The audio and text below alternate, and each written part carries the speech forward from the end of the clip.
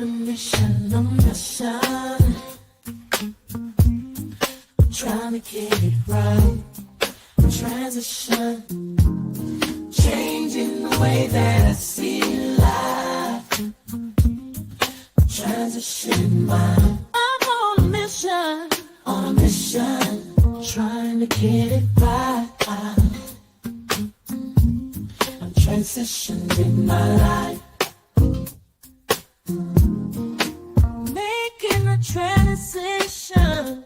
Ooh, ooh, making a transition.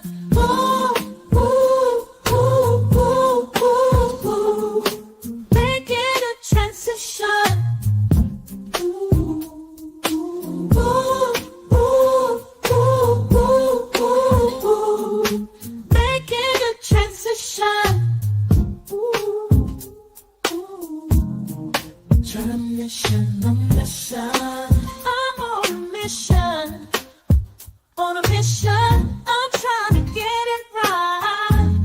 Changing the way that I see life. Transition in my life. On a mission. On a mission. On a mission.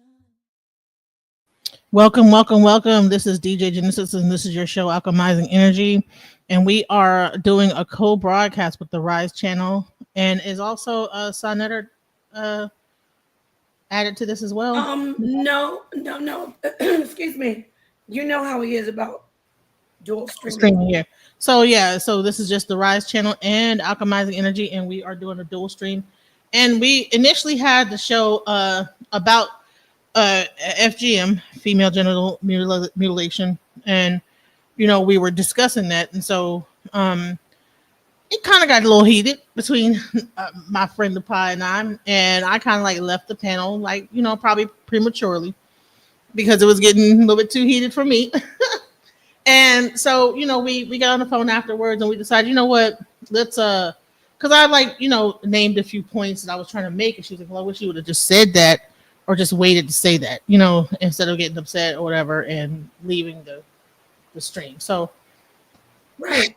I'm listening. Let me know. Just go ahead and can I just jump in?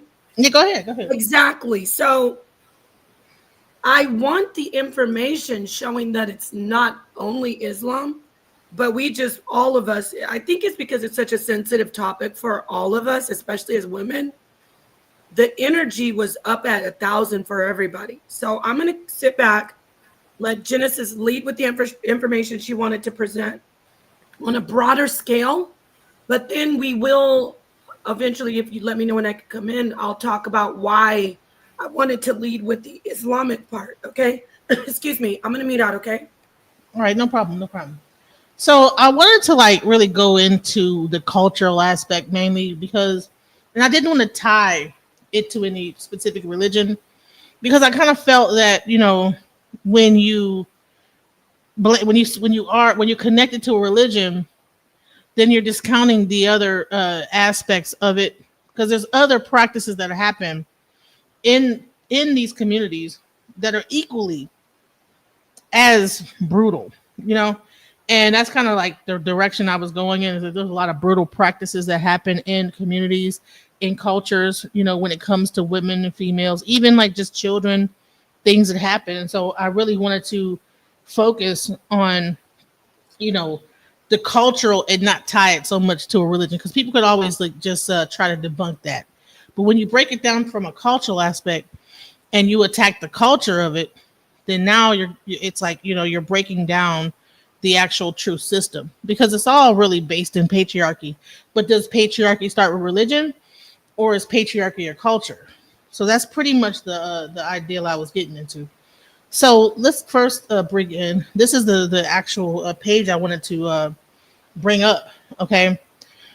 And this is called Sahayo, United Against Female Genital Cutting. They don't call it mutilization. They call it FGC. Okay. So Dabanga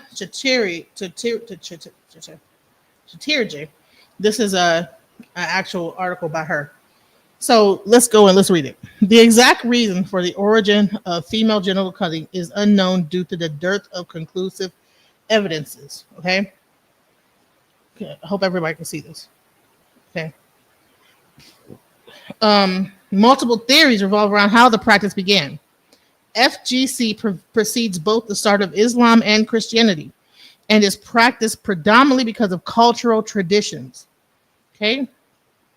And this is the thing that I wanted to focus on. So FGC is not limited to a single community, religion, or ethnicity. Rosemary Skane mentions that there are archival documentations indicating the Greek papyrus to have recorded women getting circumcised while receiving dowries around approximately 163 BC. In fact, there are several Greek scholars mentioning its prevalence before the advent of Christianity. Broadly, the practice is believed to have originated in Egypt, where circumcised and infibulated mummies were found, according to Frank B. Hoskin. Gradually, it spread around the contiguous areas of the Red Sea coast among the tribes through the Arabian traders. In Hanny Lightfoot Klein's opinion, though the practice is believed to first have spread in the form of infibulation, clitoridectomy increasingly became more acceptable form of FGC. During the Pharaonic era, the Egyptians believed in gods having bisexual features. Elizabeth Boyle recounts that these features were believed to reflect upon mortals, with women's clitoris representing the masculine soul and men's prepuce that of a feminine soul. Thus, circumcision was considered to be a marker of womanhood and a way to detach from her masculine soul. As it became a social cultural norm, FGC became the utmost criteria for women's marriage, inheritance of property, and social acceptance in ancient Egypt. So this was, you had to do this to get married. You had to have this before you got married, inherited property, and was accepted. And the biggest part that's crazy about this is that the females, even though this was really a male, I would say a patriarchal society and patriarchal thing. It was really based around patriarchy. The women were the perpetrators. The mothers were the ones that would push their daughters and children to do this thing. Lightfoot Klein also suggests that the population control was also one of the driving forces behind the practice, as by controlling a woman's sexuality. So, and if anybody knows, is that the first advent of actual Planned Parenthood started in Egypt. That was a thing. It kept the woman's desires in check and made her sexually modest. Due to the narrowing of the vaginal orifice through infibulation, women would experience excruciating pain during intercourse, and thus it becomes an effective measure to hinder premarital sex among women and ensure their fidelity. In fact, in places like Darfur, sudden dissertation of arable lands made infibulation one of the population control methods. So this was based on patriarchal population control. So let's get deeper into it, right? Beyond a religious thing of, that someone could say, well, this is for God. No, this is a political thing of population control. But who are they trying to control? What population are they trying to control? Well, Bull suggests the Egyptian practice of FGC and slavery can be correlated for providing an explanation for its origin. So the origins started in Egyptian slavery. Before the advent of Islam, Egyptian rulers expanded their kingdom towards the southern region in search for slaves. As a result, Sudanic slaves were taken to Egypt and the areas nearby. Incidentally, slavery became commonplace with its aim to deliver servants and concubines to the Arabic world. As a result, women were stitched VJs were high in demand due to the lessening possibilities they would become impregnated. So what they would do was they were using these women and stitching them up in order to sell them because they would not become impregnated. And then that's crazy. But after the arrival of Islam in the region, a strict prohibition toward enslaving other Muslims allowed the practice to get extended to other parts of Africa. When the slave traders introduced infibulation among the non-Muslims to raise women's values as slaves. This not only explains the introduction of FGC among North African communities, but also explicates the coincidence of its spread in Africa simultaneous to the rise of Islam. In some cases, the practice also has also sought its validation through Islamic scriptures. Doreen Lambert says that one of the hadiths in Islam is thought to permit a limited form of cutting through the hadith is also contested for being deficient of its genealogical authenticity. So they're trying to say that this is, I'm not sure what they're saying by this, but though the hadith is also contested. So they're saying there's a hadith, but then it's also contested for its authenticity. Despite the Prophet being explicit about Sunnah tradition on male genitals, FGC's existence within Islam remains debatable. The practice was believed to be introduced in the Southeast Asian countries at around approximately 13th century, supposedly due to the reasons of Islamic conversion process after the change in regime. The predominant Shafi schools of Sunni Islam in Indonesia and Malaysia justifies FGC as an Islamic practice and is culturally influenced by the eastern part of Arabian Peninsula, the region where presently Yemen and Oman are situated. The justification for the practice in these countries comes as they prescribe the nicking of the outer clitoral skin without really injuring the female genitals. In fact, this explains the burgeoning medicalization of the practice in these two countries.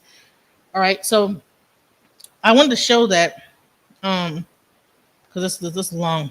So bottom line is that was kind of like where I wanted to go and kind of show that before Islam, it was a cultural thing. It came out of like a way to try to control the population. It was used in slavery. So, and then sometimes they would say, well, people's value was more or whatever because of the fact that they had this done. And I didn't want to dismiss the people that were using this for population control and other methods in slavery. You know, I wanted to at least shine a light on the fact that this is a very diabolical practice. You know, and you have additional. They might not be cutting the clitorises off of people and all sorts of stuff in America, but you have like things like birth control and things like that are happening in America. You know, putting IUDs in people and things like that are equally, if they didn't have any kind of whatever to, I don't even think they use anesthesia, but they're doing similar things, but they're just not like cutting you off. They're putting things inside of a woman to stop the population growth. So I wanted to actually even get into the fact that we don't even realize that we have our own form of mutilization even happening today.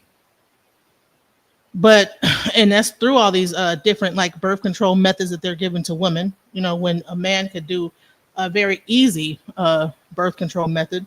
But that's a whole, I don't want to get off subject. The main thing is that I wanted to also talk about the fact that just in Africa alone, there's a lot of very terrible practices that happen when it comes to women in society, you know, not only Africa, but also Asia, you know, and that was really what I wanted to come from. So, and my way says, yeah, the stuff women go through is sickening. And I wanted to give like some examples of like some of the cultural practices. Because like I said, this whole thing is a cultural practice that people continue to adopt and then spread. But it was there before Islam ever existed, you know, and they just maintained it and spread it throughout, you know. And so now it appears that it's part of the Islam. Okay, so I understand that, and that part of the information, the main focus is the mutilation. I appreciate that. However, I did want to put a focus on the Islam because of the fact that it is actually prevalent in Islamic cultures today. We showed a map. I don't know if you got to see the rest of the show, of different African countries that practice it. And those are countries that are predominantly Muslim. If you don't mind, I'd like to share my article that I have here. And just to get, I don't even know if you even want to show some of that, a little bit of the show, because I didn't get to see the last part of it. Oh, yeah. I don't even know if I have it still. I don't have it anymore. I think I deleted it. Damn. Give me a minute, okay? I gotta find out where I put this. I can't show the show, but I would like to show specifically Peace to Sent. I think I see my profound. Is this yours? I sent to Phoenix, and everybody in the chat. I'm trying to find this article that I wanted to show you, but I can't just show you the because going back to what you said, it's important for us to hear that background. But at the end of the day, who is actually using this to justify it? Are the governments using it? Because the governments are outlawing it, right? How is this practice solidified in the culture? I think it's through the family. Through the family and down from the females mainly. The females are the ones that are perpetuating it within their youngins, because they're the ones that say, "Hey, you done turned this age. It's time to go get it done." And then the males are saying, "Okay, well, I won't be your husband unless you got this done." And then so that makes it like a thing where it's like a cycle, a never-ending cycle of, "Oh, okay, you need to have this done in order for me to be with you." And so then, why do you think they want it done? Remember, you read that. You read that it was controlling them sexually, right? Yes, to control them sexually. So they don't want them to have sexual freedom, correct? Yes. And that's why, when you were saying the thing about Kemet, everything you can read about ancient Kemet, they're very open, and they gave women a lot of power, and they didn't harp on women about God doesn't love you to be sexual. Divorce wasn't shunned, looked down upon. Women could initiate divorce. The only ones that did the circumcision, if there was any proof, would be a woman who was in a power position, let's say like Hatshepsut. That wasn't it wasn't a practice to regularly circumcise women. But if you were a pharaoh and you were a woman, you get it. So she won't. There again with this, it all goes back to sexual control, to deter the woman from having sex for whatever purposes, for whatever reasons. We can postulate, we can obviously deduce that they wouldn't want a pharaoh just wanting to go around having sex with a bunch of different people, because she might, get pregnant by the wrong guy. They can't control that. So in Kemet, that was the most thing. But I agree with you. It's not just Islam. However, in the world today, I have to keep going back to Islam, because these are the main countries. Let me flip it. The countries that practice it, and even though it's outlawed, the people continue to practice it. You will look at those countries and they're doing it in the name of Allah, and they're following those hadiths. So I'll show you the part of the video where we actually listened to this video where this Muslim, what are they called? Because I asked this on the last stream, where the Muslim leader, the caliph or whatever he is, he was like, "Oh, Allah will bless you if you do it." He even said that. So I'll let you weigh in on what I said, and then I'll get the video. But something happened. Can you still hear me? Yeah, I can still hear you. Okay. So let me give you an example of a place that's not a Muslim African country that practice FGM, Ethiopia. Okay. Now, Ethiopia has practiced female genital mutilation for over 2,000 years.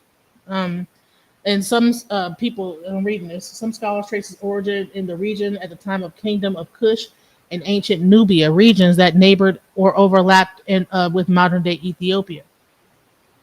This place is the practice in pre-Abrahamic indigenous East African cultures. So I believe what happened is that it was already a practice. So like in Egypt and Sudan, it was likely tied to rites of passage, control of sexuality, and cultural identity. So, but the main part of it that I think is just even crazier is FGM is a product of patriarchal societies, but it has been enforced, perpetrated, and normalized by women, often believing that they are doing what is right, honorable, and necessary. So while patriarchal ideologies likely originated the cultural logic for FGM, the practice itself was largely administered and transmitted by women from generation to generation. So Yes.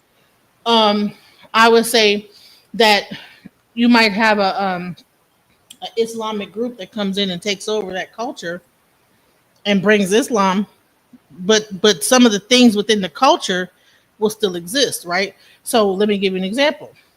Okay, in Africa, in Nigeria, they have this thing called facial scarring, right? Now you might go to a Christian church in Nigeria and see plenty of people and children that still get this facial scarring, even though Nigeria is a majority Christian um, region. You know, they practice Christianity. It's like the largest thing. There's parts of Nigeria that practice Islam, but this culture has remained within their this tradition still remains within their culture as a rites of passage. So even though they practice Christianity, they still kind of hold certain cultural beliefs that, you know, as a when you turn a certain age, you're supposed to get these scars on your face for whatever reason. Now, I believe, in my opinion, that that's the same thing with genital mutilization. Is that even though Islam came into fact in these regions, all that happened is that they did take on Islamic as a religion, but they continued their underlying practice of mutilation, and so therefore, because of the fact that they maintained whatever they were doing is being tied to Islam. And I'm not sure about the hadith is whether that was a part of Islam, because I think maybe they did it in the part of Arabia where Islam originated from. Maybe that was a part of their practice as well. Seems like it was something that everybody was doing at some point. And it just so happened that these religions popped up and now it's being tied to them. But, you know, you have all these different practices in Africa that are kind of brutal. You know, I can only imagine being a child and having somebody razor blade my face to death. You know what I'm saying? I can only imagine being a kid starting off with a small plate and it growing all the way out to this, and, you know, and in my ears and this, that, the other. And that's a sign of beauty. You know, I can only imagine in Asia what it would feel like to start as a child and get these little rings put on my neck all the way until I grow up a certain age. And I'm not sure what religion they practice, but this is like the cultural norm. But they might be whatever religion, but still this is a cultural practice within their culture that they still hold true to. And that's what I was really trying to get to. Okay, let me address that. When the danger of that, though, Genesis, is you conflated like aesthetic practices with this abusive and it is female genital mutilation. When they say female genital cutting, they're trying to kind of like soften it. So when we conflate, and it's not that I'm glad we're having this dialogue. It's not that I'm like, you're right, I'm wrong, but I just want to point something out for me that's dangerous is if I talk about lip plates and facial cuttings, that for me, I know in their culture is an aesthetic practice. I now have gone backwards in my activism against female genital mutilation because I'm saying, well, it's a cultural practice. It's something that I might not in the West understand, but it's something that they do. When in fact, it is not something that people just do for beauty or for like a tattoo for aesthetic reasons. It's actually the mutilation of the genitals that often leads to infection, infertility, and death. Not, of course, all the time, discomfort. So I can't conflate it with plates and lips, face cutting, or even tattoos. I want to go back and say you are right that obviously it predates Islam, but the more dangerous side of Islam is that unlike these cultures that you say we're doing it already, which we know it was done in ancient Kemet, unlike that, it says God will bless you if you do this to your daughter. It says, don't you want to be the best to God? The hadiths say, have this done to your daughter and God will shine down on you. Get what I'm saying? So that is why I go back and talk about the modern times where there's over 200, as we speak, 230 million women and girls have had their genitals mutilated. And a large percentage, if not, I'm going to say a substantial percentage of that 230 million is in the name of Allah, according to the people who do it. I'm going to let you comment on what I said, and then I'd like to, if you don't mind, go into reading this particular article. You there? You muted. Dang. Can you guys hear me? Can you hear me, Genesis? I can hear you. Yep. I'm sorry. I was trying to show something. Okay. Are you going to share something? Because I was going to read this. Oh, okay. I thought you said okay. Yeah, go ahead. Okay, thanks. So this is actually an article in the Middle East Forum. It's a publication, and it talks about female genital mutilation. I use the word mutilation. Some people use cutting. Some people say female circumcision. So wherever you are with it, just understand they all are synonymous. Is female genital mutilation an Islamic problem? Okay. Among social activists and feminists, combating female genital mutilation is an important policy goal. Sometimes called female circumcision or female genital cutting, FGM is the cutting of the clitoris of girls and women in order to curb their sexual desire. See, that's another thing. The other stuff is for whatever reason. Even when you said about the neck thing, that it's like a preventative, like you better not do this or we'll remove the neck rings and your neck will break. This is like, I'm going to take a part of your body off. It's synonymous to castration. So to curb their sexual desire and preserve their sexual honor before marriage. I'm going to go through this slowly. I know you want to, if you want to take it down, if I'm taking too long, but I want to ask you, which religion or which cult, because culture, I'm going to talk about religion because it's a sexual honor. Why would a group of people find it to be dishonorable for a girl to have sexual desire or be sexually, have control of her sexuality?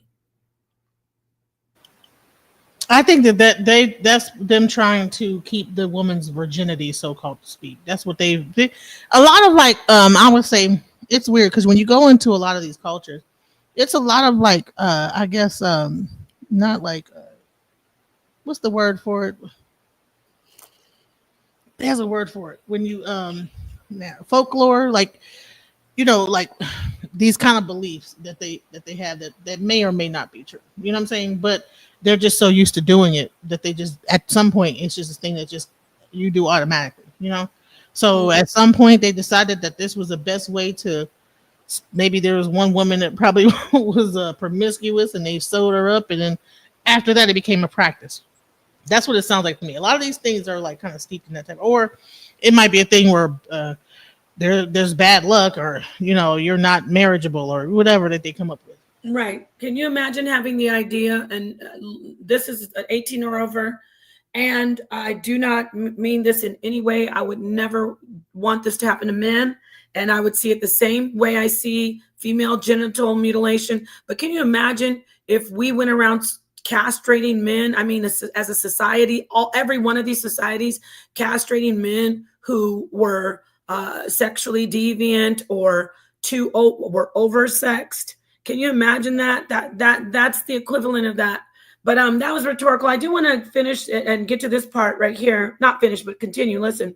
The practice, female genital mutilation, prevalent in some majority Muslim countries. So I'm not the only one.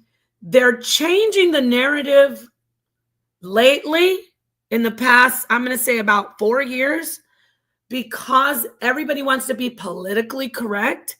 They're starting to change the narrative that it is not predominantly Muslim countries that are doing this to the girls.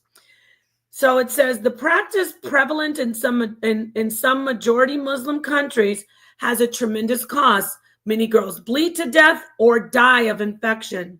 Most are traumatized. No, all are traumatized. They just deal with it in a different way. Anyone who gets their genitals cut off is going to be traumatized. Those who survive can suffer adverse health effects during marriage and pregnancy. New information from Iraqi Kurdistan raises the possibility that the problem is more prevalent in the Middle East than previously believed, and that FGM is far more tied to religion than many Western academics and activists admit. Many Muslims and academics in the West take pains to insist that the practice is not rooted in religion, but rather in culture. Quote, here's an example. When one considers that the practice does not prevail and is much condemned in countries like Saudi Arabia, it's condemned because of activism, not because they just decided to stop doing it. And it's done like under the radar. But anyway, I digress. Back to the quote. The center of the Islamic world, it becomes clear that the notion that it is an Islamic practice is a false one.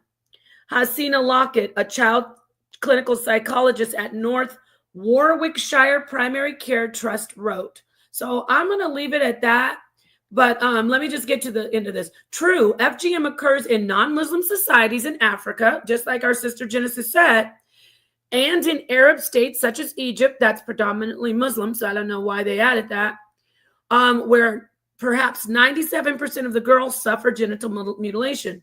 Both Christian Copts, yes, there's Christian Copts in Egypt, and Muslims are complicit. So again, I'm not saying that it's only Muslims, but I'm going to continue to say it is prevalent in the Muslim communities. I'll leave off of this article, even though there's a lot more meat on that bone. But do you see what I'm saying? Like, if we're gonna, it's like when I talk about the consciousness information, I know that consciousness is not just in the brain, but we have to start somewhere. So the research that they're doing, and that's been being done, starts with the brain. So, because we know for sure that's where we can trace consciousness, obviously. So with this topic, it is prevalent in the Muslim culture. Keyword Muslim culture, not exactly Arab culture, not exactly African culture, but Muslim culture of those particular countries and regions. So thank you for letting me get that out. But you get what I'm saying? So I agree with you. But for me, it's like, what's the biggest part of the problem? Let's attack that and then work our way out to the fringe, or, work our way down. So what do you have to say? I think that the best way to attack a problem would be go to the root, right?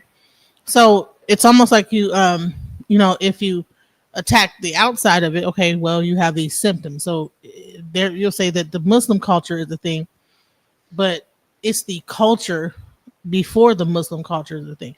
And I wanted to give an example. I wanted to show an example. Hold on, let me show you this.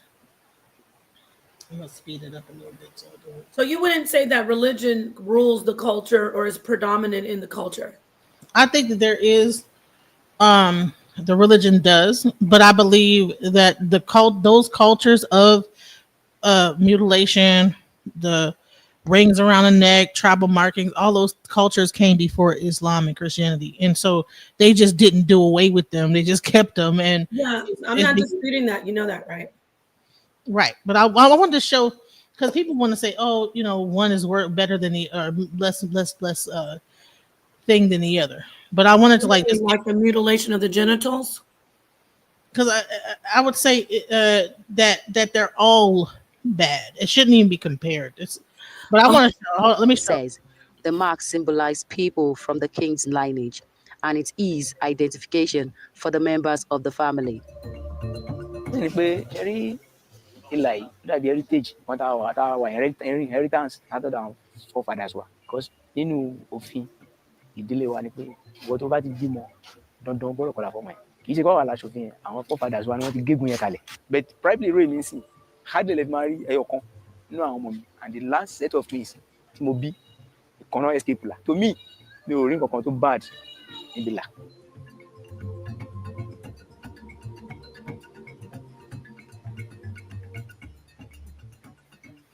Tribal marks are given to children, mostly from the southwest of Nigeria. Okay.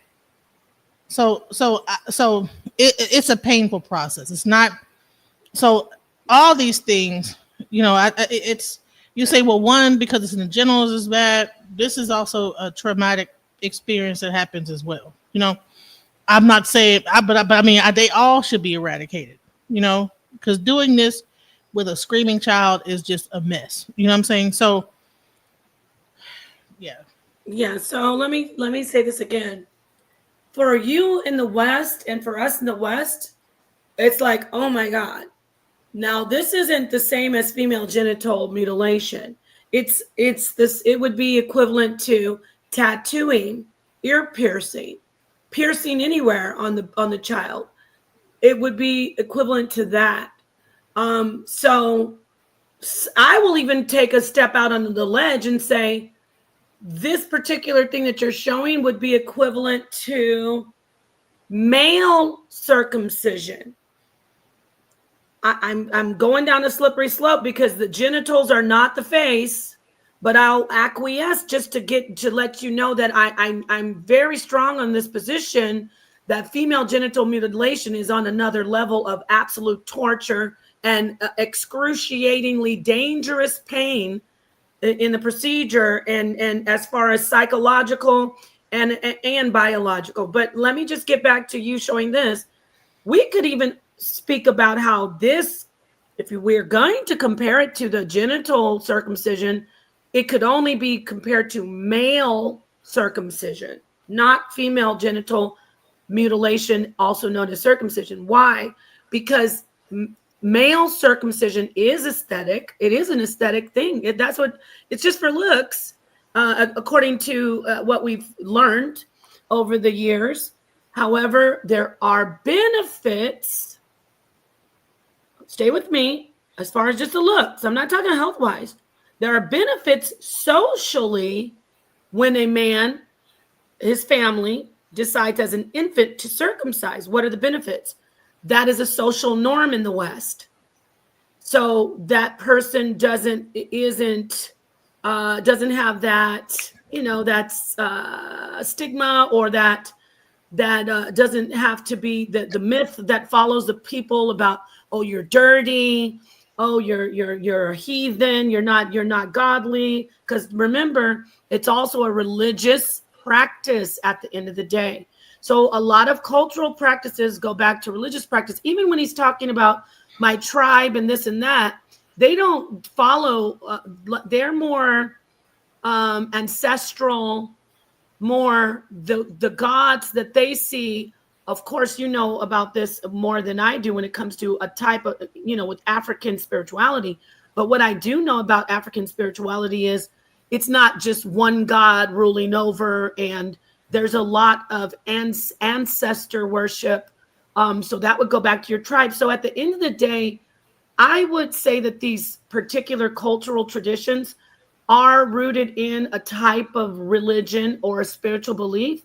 However, I would never compare face markings, plates in the lip to female genital mutilation. It would be equivalent to me saying a male getting his member cut off is similar to someone getting a full body tattoo. So that's what I want to say.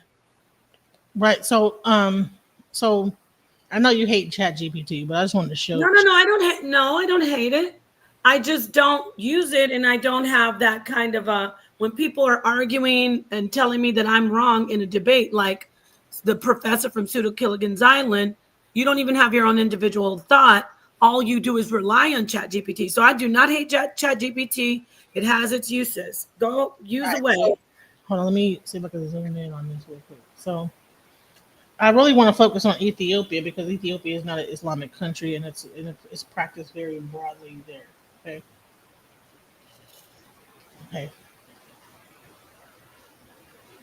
All right.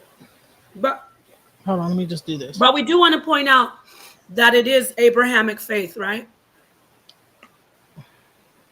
Well, Of course it is.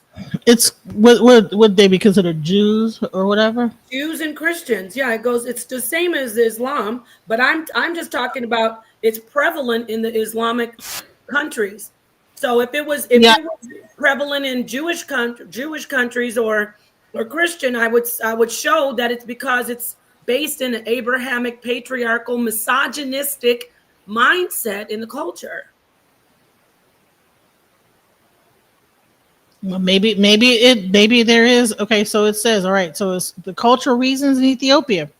It's seen as a rite of passage into womanhood. It's tied to marriageability, virginity, and family honor. Misconceptions about religion practiced by both Muslim and Christian communities. So it's both. So it's somehow there's some misconception between both communities. It's carried out mostly by elder women, traditional birth attendants, or community designated female circumcisers. So they criminalized it, and it's been practiced over 2,000 years. It's a cultural tradition, not a religious obligation, and is now criminalized and increasingly challenged through education and advocacy. So, I think that's so. Also, what it talked about is the role of men. Men often create systems of control in which FGM becomes valuable, controlling female sexuality, determine marriageability, and defining honor. In some cultures, men expect women to be circumcised and refuse to marry uncircumcised women. Paradoxically, many men are unaware of the details of the practice or its consequences. It is kept as women's business. So, again, yeah, this is it's a product of patriarchal societies, but it's been enforced, perpetuated, normalized by women. So, at the end of the day, I think it's not necessarily. There's nothing in the Bible that I know of that says that the woman should be circumcised. Exactly. That's So why is that being practiced in Ethiopia? because let me say this exactly. They don't circumcise women in the religion. The Bible doesn't say circumcise women, so it's not a part of the culture. In Christianity, definitely it doesn't say circumcise women at all. In fact, Christianity, out of the three Abrahamic faiths, is the most liberal and the most empowering of women sexually. It says, men, please your wives. Don't hold back sex. So it says if you're a young woman and you're less you're wanting to have sex, go get married. So that's the most liberal of the three. Abrahamic faiths are Islam. Well, in this order, not Islam first. First came Israel, the Torah. Then And came, were the Ethiopians one of the first people to adopt the Judaism and then it turned into Christianity, or were they Christians first? they were actually first. Is what you said? They followed Israel. They followed Torah. So and then came the Christianity. But So, is there anything in the Torah? Because I don't really read. no, Torah. there is not one single word in the Torah. But what is in the Torah, worse than even if you could imagine something worse than female genital mutilation, you can unalive your wife if she's supposedly sleeping with another man. And this is something that's similar with Islam, which is happening today in Islam right now as we speak. A man can unalive his wife if he thinks she's cheating. He gets to go through the process. It's just a veil. He goes to the guy. The guy might even be a buddy of his. The guy says, okay, I'm going to check and see. Oh, she failed the test. Time for us to bury her into a pile of sand, and everybody pick up a stone and start throwing. This is literally happening. So, do you think that this was a practice maybe created by women to ensure that their loved ones were Not at all? That's absolutely ridiculous. Women didn't have any So power. why are the women the perpetrators of it then? No, okay. First of all, this couldn't have been created by women because it's an ancient practice that from patriarchal cultures and societies. Secondly, women are doing it because what we called it on the internet is a pick me. Women are doing it because they, first off, have no choice. It's like get in where you fit in, get down or get put down. So there are women doing it because they have to do it. If they don't do it, they're going to be seen as unruly, ungodly, and they get to get their lives taken. They don't get to just be like us in the West, like, oh, just be called feminist and slandered. They get their lives taken. So that's why women obviously are putting it out there. I did want to continue down what I was saying. I didn't get to finish. In the three religions of the Abrahamic faith, Islam is the only one. I don't know what happened to Genesis. Maybe she'll be back. Islam is the only religion out of the three. I will just put you as the main because let you talk. Oh no, it's okay. No, I like it when we're both on the screen though. Oh, do what you want though. It is your stream. Okay.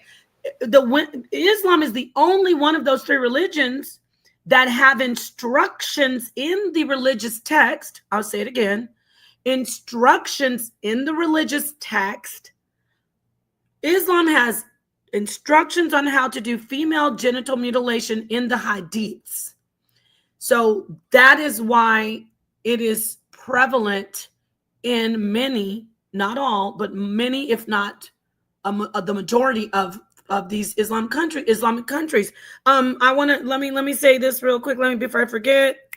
Oh, when you get a chance, show what you need to show, and then I wanted to see if you would let me show this 3-minute video of I think he's a caliph. It's called a caliph, talking about how God will bless people if they do that to their daughters. Go ahead.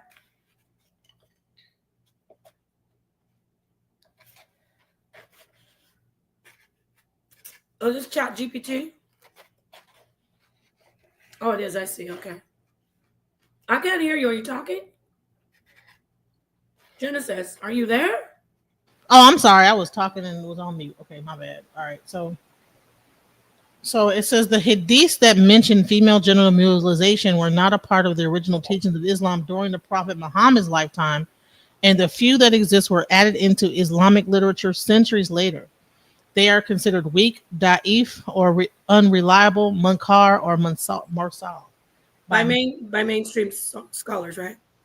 Yeah. So, and then it breaks it down into why were those hadiths included?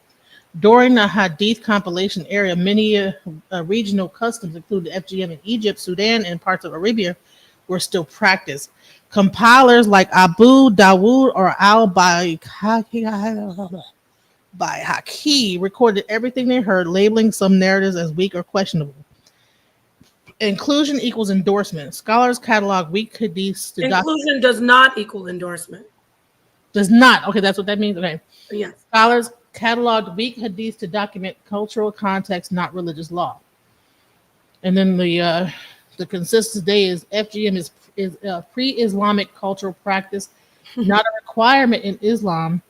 Any hadiths referring to FGM are either weak, contextually misunderstood, or descriptive rather than prescriptive. Institutions like Al-Azhar University, Muslim World League, and OIC have officially denounced FGM as having no basis in Islamic law. Now, of course, but think about what you just read. Obviously, these are, when it talks about universities and law, the world is now kicking against it. The world, it's getting stronger and stronger. The activism, we're doing activism as we speak by informing people who may not know about it. So the activism is there. The sheet's been pulled back, and people are like, "What the heck in the world?" They're like, "No, you're not doing this anymore." So now they have to do it illegally. Now they have to do it even more quietly and privately, because don't forget, as of today, 230 million girls have been mutilated, and that's up by, what did it say, 15%? So it was 30 million more girls, or the math like that. So yeah, of course, that's what they're going to say. I'd like to point out that there were no real, I get it, it's Chat GPT, but we have to also be clear that there are many powerful people who will try to steer the narrative away from people making changes when it comes to these practices and when it comes to Sharia law.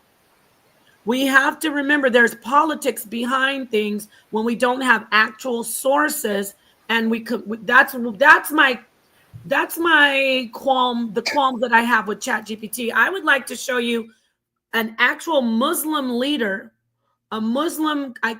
Forgive me if I'm saying the wrong thing, everybody, but I think it's called a caliph or the head, one of the head leaders in the Muslim faith of Islam. And he's going to be answering a question that a woman, bless her soul, sent to him and said, is female genital mutilation, she says female circumcision, permitted in Islam? If we could just listen to him, I'm a screen share, and then we'll hear from the source, not just like, I appreciate ChatGPT, but I can't trust ChatGPT because I know better. I know the truth. And I'd like to show you Genesis, if you let me play this. It's 3 minutes. Of course, I can pause it when we need to. All right, can I go ahead and show this? I don't know if you're sharing it. Oh, okay, great. All right, so let's listen to this Islamic leader. Fatumata sends us a question, and she says, is female circumcision permissible, and whether it was done during the time of the Prophet ﷺ? The most authentic opinion of scholars is that circumcision is part of human nature, and it is something that is natural and part of nature, as in the hadith of the Prophet ﷺ, meaning that this is the original way that Allah has created people to have, that is to clip their nails, to shave or trim their mustaches, to remove the pubic hair, to pluck the armpit hair, and to have circumcision. Already red flag for me. Cutting your nails isn't the same as slicing flesh off of your genitals, male or female. But I'll continue. However, the scholars agree that male circumcision is mandatory, and hundreds of medical reports support this. This does not concern us as Muslims, whether medical reports support or disagree. You heard him say he was happy to, first off, use the information that 100 medical reports support that male circumcision is healthy. Notice he won't say that about female genital mutilation later on after this, after I unpause it. But you heard him also say, and I want to say this to Genesis too. Genesis, I want to get your feedback. You also heard him say, we don't really give a damn if they said yes or no anyway. We're going to still do it. What does that tell me? Because even though we're making these laws, even though the world is speaking up against it, even though educated, intelligent Muslims are saying, wow, this is wrong, they letting us know we don't care. Same thing goes with these small villages that are doing the practice. I'm still talking about the Muslim ones. Now, I know there are some that are not Muslim. I'm talking about the Muslim ones. They are not going to stop doing this in these smaller, rural, unindustrialized villages and places. So, Genesis, what do you think about this so far? How he's like, even we don't really give a damn if they say it's healthy or not. We're still going to do it. Well, it sounds like he is influenced by his culture, and he wants to keep the cultural norms, remain the status quo. Yes, ma'am. His wife is probably circumcised, it sounds like to me. Exactly. Let's keep listening. Because we as Muslims submit our will to Allah Azza wa Jal, and whatever the Prophet tells us, as some we follow. Whether the Notice he said it's like because God said to do it. Let's keep listening. medical reports support or disagrees and rejects. So male circumcision is mandatory. As for female circumcision, scholars differed, and the most authentic opinion is that. Did you hear him say scholars differ, but the most authentic, meaning those who know what time it is? When he says authentic, he's meaning those who really know Islam, those who aren't westernized. That's what he means by most authentic. He's saying not these westernized Muslims and doctors who coming out fighting against it. the most authentic. I'll go back if you want to comment on that, because I'm just doing the commentary just, for fair use. But what do you think about that so far? How he said the most authentic. He's about to, I could play it, keep playing it, but he's about to say the most authentic, say it's good. What do you think about that so far? It sounds like to me that the people, like I said, when I did show that information from ChatGPT, which is a search engine, all it's doing is collecting information based on. But what he's doing is that, again, patriarchal society. We know that Islam is a very patriarchal society, and that culture was absorbed into their culture, and they said, you know what, maintain the status quo. I want my wife to. Their wives are probably all circumcised, and they felt they took on these beliefs and this, that, the other, and he just wants to maintain things how they've always been. That's what it sounds like to me. I agree. So let's keep listening to him. Is that it is recommended and it's a sunnah. He If you said do it's it, recommended. Let me go back. and it is recommended. Opinion is, and the most authentic opinion is that it is recommended and it's a sunnah. If you do it, Allah will reward you. If you don't, Allah will not punish you. So Allah will reward you if you do the female genital mutilation. If not, no big deal. You won't be in trouble. And it depends on the country and the location. Well, I would say this. It also depends on. Pause it real quick. I would say that reward you how? With a husband? He's saying Allah will reward the parents. I'm saying that's because you will have a husband, and that culture will not marry a person that's not circumcised. That's what it sounds like to me. It could be. The reward is being able to be married, because you don't get married without that thing within the culture. So yeah, it could be that very, very well. I'm sure that's one of the rewards. I want to say this. The way he is. You're trying to figure out why I keep saying culture. The reason why is that, like, as I've been able in my research, and as I showed earlier on the actual United Against Female Genital Cutting website, the organization that is like fighting against this, it explained that this was one of the organizations. Yeah, one of the organizations. It's a practice that existed prior to Islam and Abrahamic faith. All they did was absorb it into their culture. Yeah, but and maintain it. The same thing as in other cultures. So no, but let me say this though. Even though that could be, it is true. Okay, that doesn't take away the fact that the issue. How do I say this? The African cultures, the ancient Arab and Asian and African cultures are long gone. They don't have any power. It is what's the power right now. The prevailing religion is the Islamic religion that is holding fast, and these people are being told they will be rewarded by God for doing this. So I'm not against, you're right what you're saying, but at the end of the day, it's like saying, well, in one neighborhood, it used to be the wheelers and the firebomb gangs that used to be terrorizing it in 1945. Now it's the Crips and the Bloods, and it's still the same violence. It's still the same territorial battles, but we're not thinking about what were the Molotov maniacs doing back then, and what are these guys, the high roller gangbangers from long ago? No. Now the violence is the Crips and the Bloods. Get what I'm saying? So you're not wrong, but now Muslims, predominantly Islamic faith, is pushing it because really, Genesis, for me, and I thought you might agree with this, I would see that unfortunately many of these African cultures and these traditions and practices are outdated and very, very misogynistic and patriarchal. Not just the genital mutilation, the way they marry the women, the way they treat the women. I would think that it'd be easier for us to,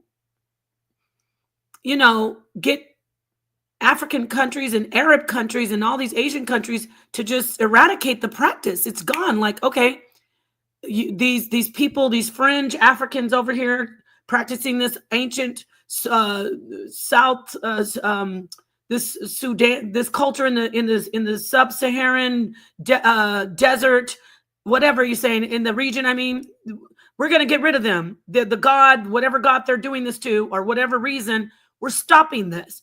But I know it's not getting, you know what I'm saying? I know that it's still holding on strong because it is a Muslim faith. There's a lot of power. Maybe, I'm sorry if I'm not articulating myself well, but what I'm trying to say is that there's extreme power behind this Muslim practice. It is embedded in the culture, and that's why it's still going strong. You get what I'm saying? It's like really, really strong power behind this practice because it's Muslim for the most part.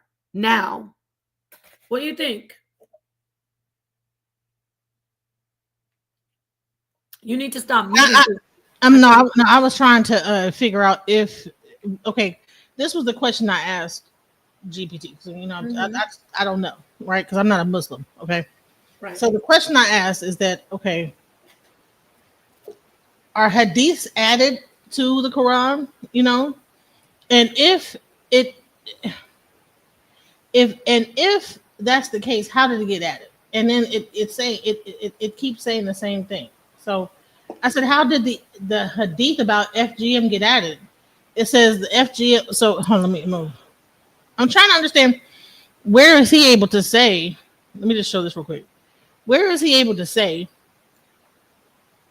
that it's okay from what's his name?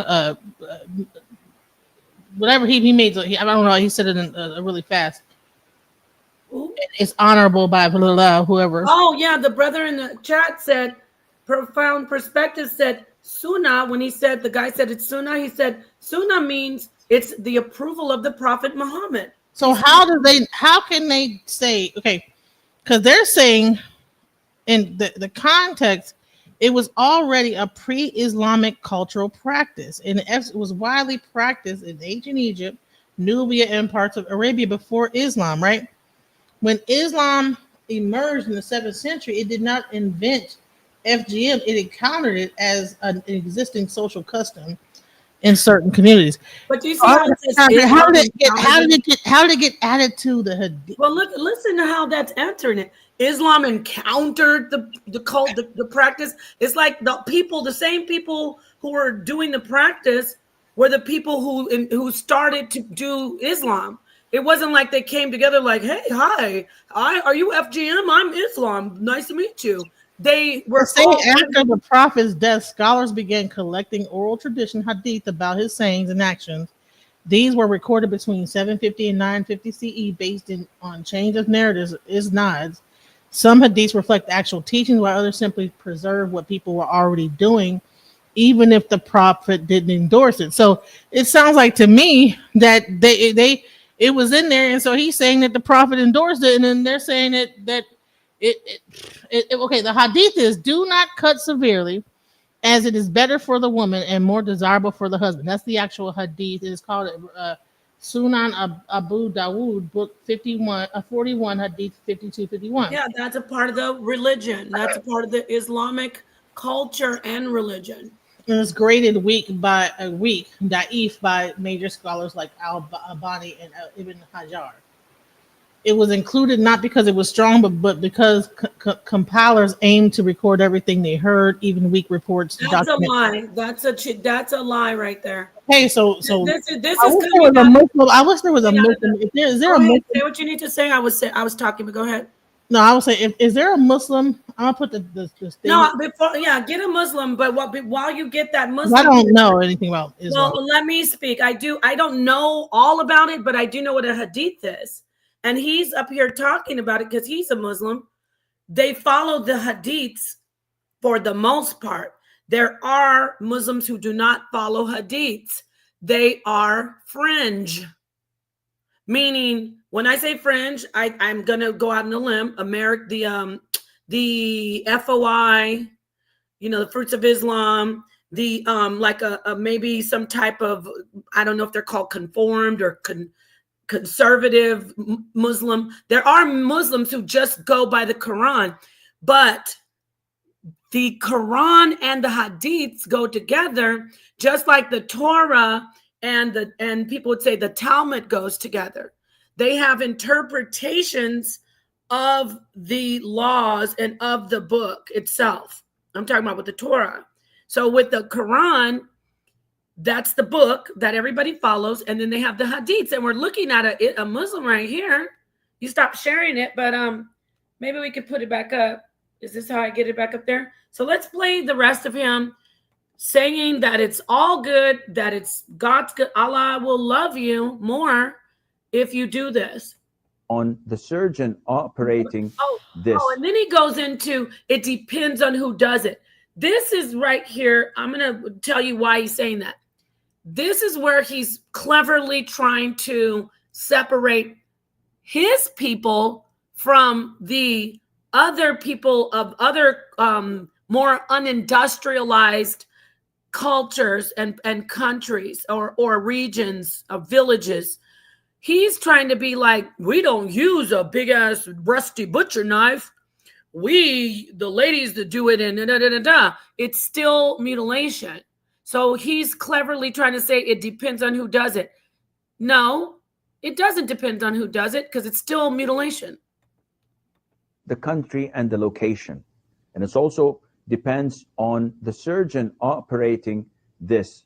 If he's not knowledgeable, if he does not have the experience, it's forbidden for you to do this. And so if a man has been doing it for decades, generation after generation in a village, he's obviously considered knowledgeable. So when they read that text in the Hadith, they're saying, oh, so-and-so. Are the women no longer doing it? Now it's men doing it? No, he said men. I just follow what he said. A woman or a man, whoever's doing it is going to, men and women both do it alike. But if whoever's doing it, the practitioner, how are we saying they're not knowledgeable? How are we going to tell them they're not knowledgeable if they've been doing it for like the one story we saw, the little girl was 7 and her mom had it done. So that tells you that whoever is doing it in the village may be doing it horribly, but that person's considered an experienced practitioner, right? It differs, as I said, from cold countries to warm countries said cold countries to warm countries, because in warmer countries they wear less clothes, so they're going to focus on probably doing more of it or different or more radical procedures. But I'm just postulating this. A colder country would be a different type of procedure.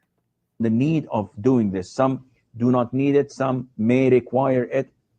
But at the end of the day, it would not be fair to say that it's not part of the Sunnah or to claim that it is forbidden to do it. Did you just hear what he said, Genesis? Let's go back. He said it would be wrong to say that it's not part of the Sunnah, which we found from the brother, that means it's approved by Allah. I'm sorry, excuse me. It's approved by Muhammad, the prophet.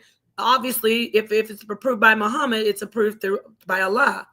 So he said it'd be wrong. How could something be approved when it was? This is sounding like a bunch of. It sounded like some people came in, put things in, and then now they're saying it's approved because for what? Like how? If he didn't write it, then how is it approved? It's because other scholars came in and chose. Sounds like the Council of Nicene happened in Islam, same way it happened in Judaism.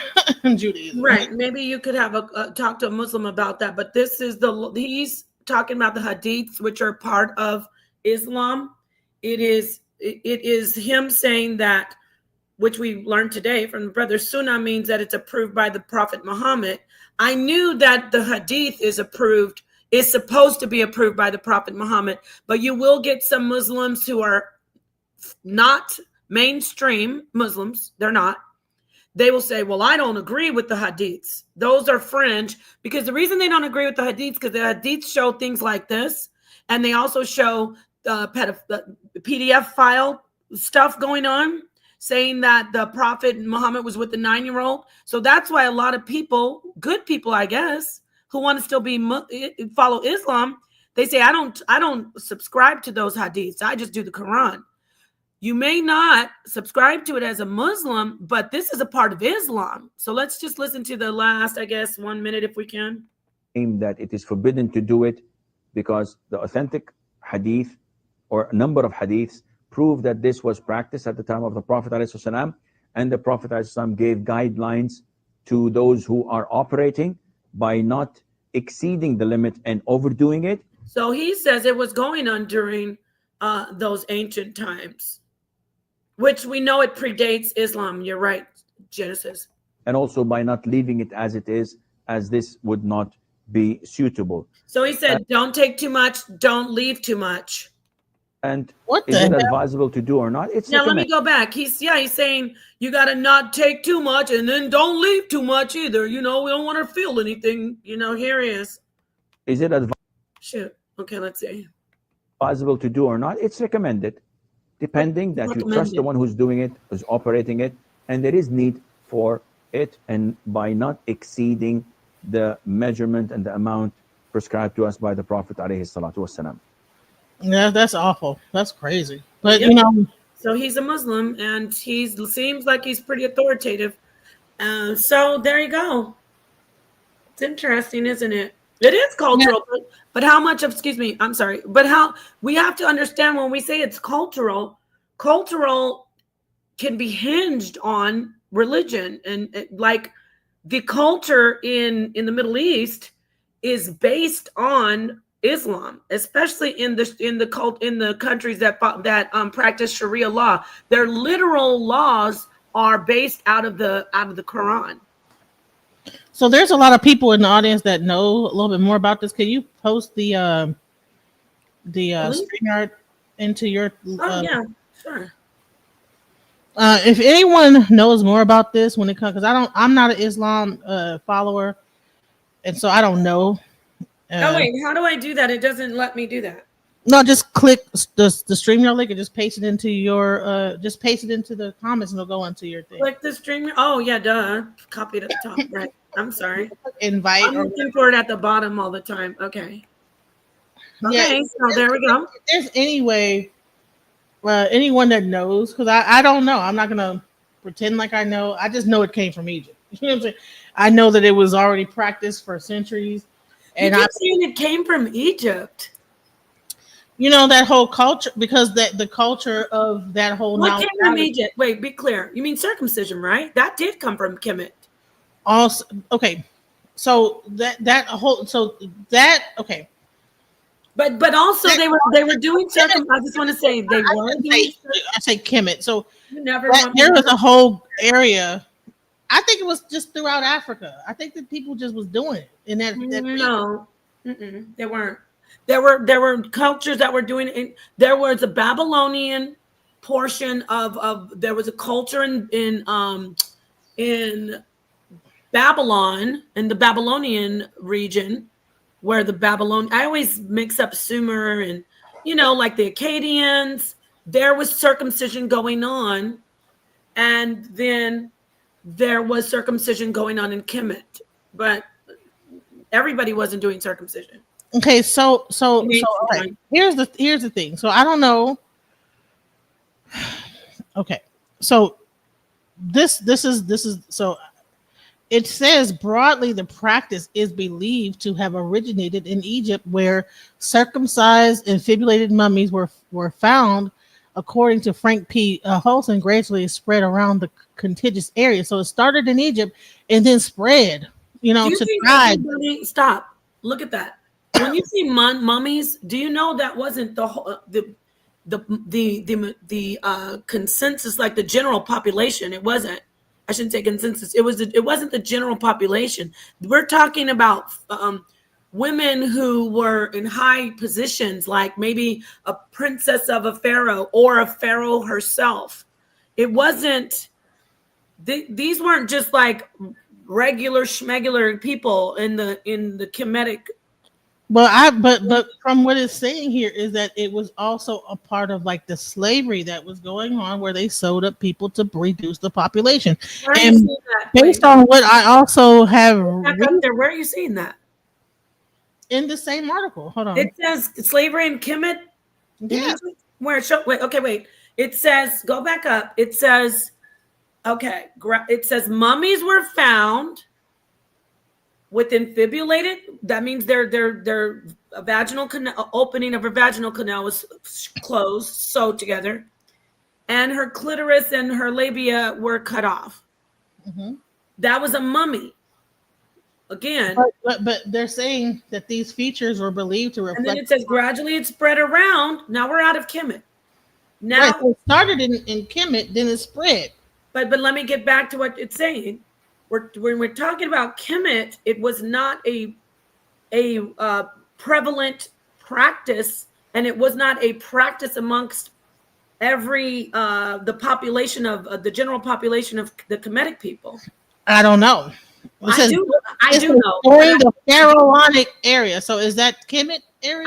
I do know the because Pharaonic area the same as the Kemet area? Is that a different era? I do know because I've studied that portion of Kemet about women's rights, and women had sexual freedom in Kemet, in ancient Kemet. So I do know this, that they didn't have all the women in Kemet getting regularly circumcised and infibulated. Well, I'm imagining that that mummies were not regular women. No, they weren't. They were, as I said, high-ranking women, probably pharaohs or probably princesses. I don't know, but they weren't. My point is that it was done, I'm sure, to women to control their sexuality who were in high-ranking, powerful positions to deter men from trying to get them pregnant, maybe, or to stop them from going to control their sexuality, just like it's used today. But in general, the population of the ancient Kemetic women did not get circumcised and infibulated. They didn't, because they had sexual freedom. So have you heard of Harry Lightfoot Klein? No, I'm not familiar with that person. Okay. So he has a whole paper about that, prisoners of ritual. Let me just go back. So on I'm gonna put this link in the chat so people can see it. Hold on, so the people can read this if they get a chance. But right, it has the actual authors of the stuff, like the people, and you can click and see the books that they wrote about it. So all right. So one thing I wanted to show is that I want you to can you read where it says, why don't you finish reading where you said during the Pharaonic era, the Egyptians believed in gods having bisexual features. Right. And then yeah. Elizabeth Boyle recounts that these features were believed to reflect upon mortals, with women's clitoris representing masculine soul and men's prepuce that of the feminine soul. So this sounds like a Egyptian religious practice of the pharaohs trying to. But this isn't even what this is her opinion, number one, and number two, how does that justify cutting off their clitoris and sewing their vaginal canal opening closed? So this is a medical book, I think. I don't know. Let's see. So this is from John Hopkins. What's the name of the book? Or is it a paper? Is it a book? Because I saw the title at the beginning. It's a John Hopkins. Let's see. This is from John Hopkins University. Let's see. Okay. And what is the title? Female genital cutting. That tells me a lot. Female genital conflict in the culture, in the global community. So that's her. I don't know if it's a book. It's a book that she wrote. Okay, fine. I'd like to read it. Yeah. It's just that. So hold on. So here we go.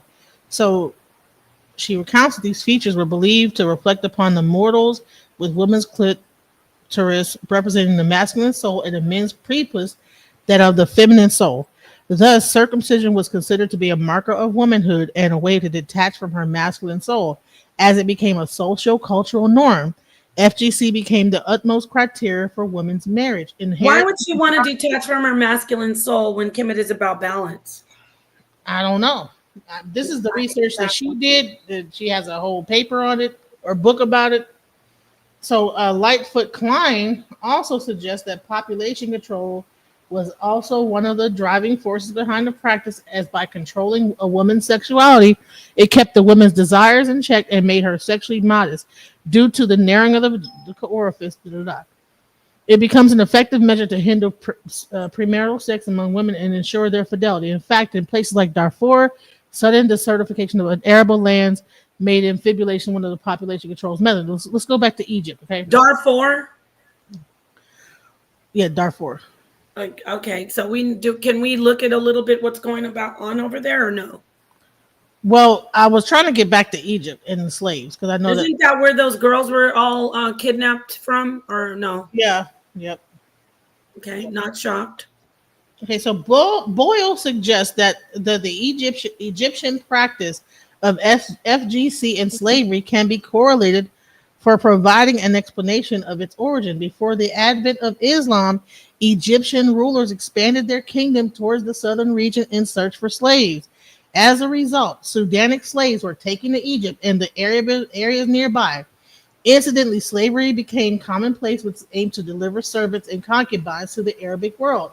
As a result, women with stitched VJs were in high demand due to the lessening possibilities that they would become impregnated. So that's what they're saying, is that this was an Egyptian practice, and then it was brought into the Islam culture. But you say, okay, wait a minute. You just talked about slaves. That's not the population of Kemet.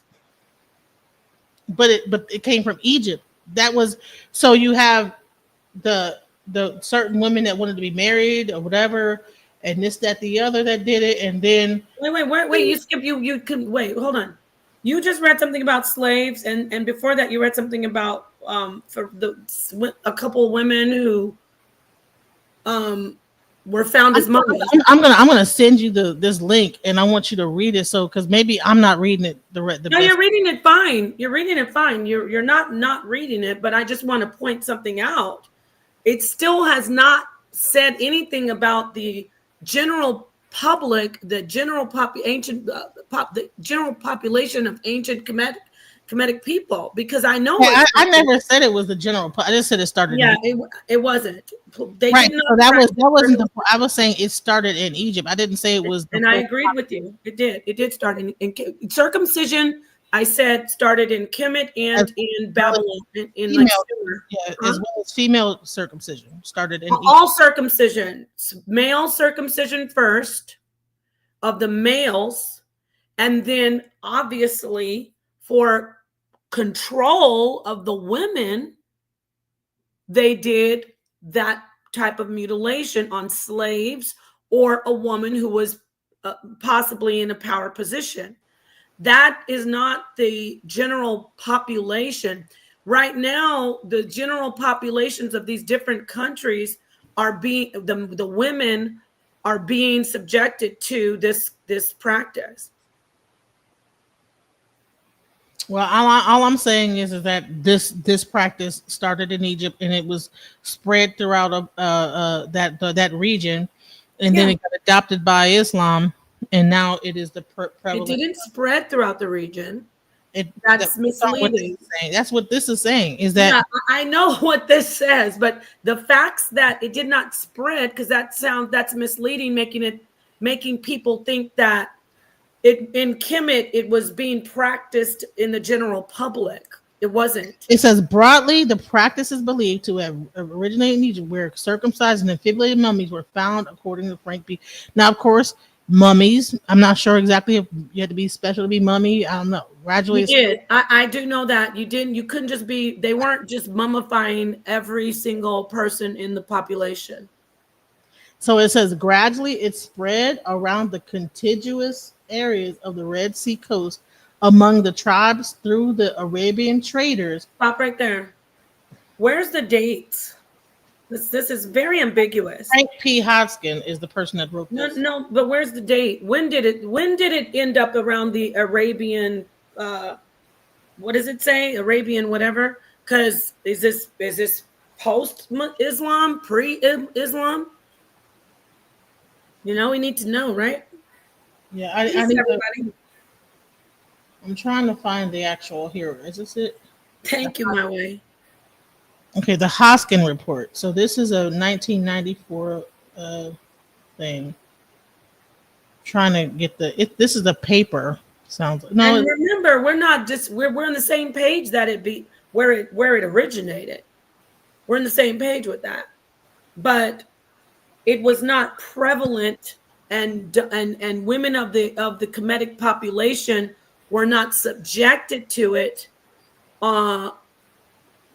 It wasn't something that was a norm from what I've read. I would love to have someone who studies Kemet, like Asar or Jabari, come in and elaborate on that. I'm sure they would corroborate what I'm saying, because what I've seen, I have been doing somewhat, I'd say more than the average bear, research on women's rights for some research that I was doing about heritage and passing on the in the royal line, and women had the right, they had lots of rights.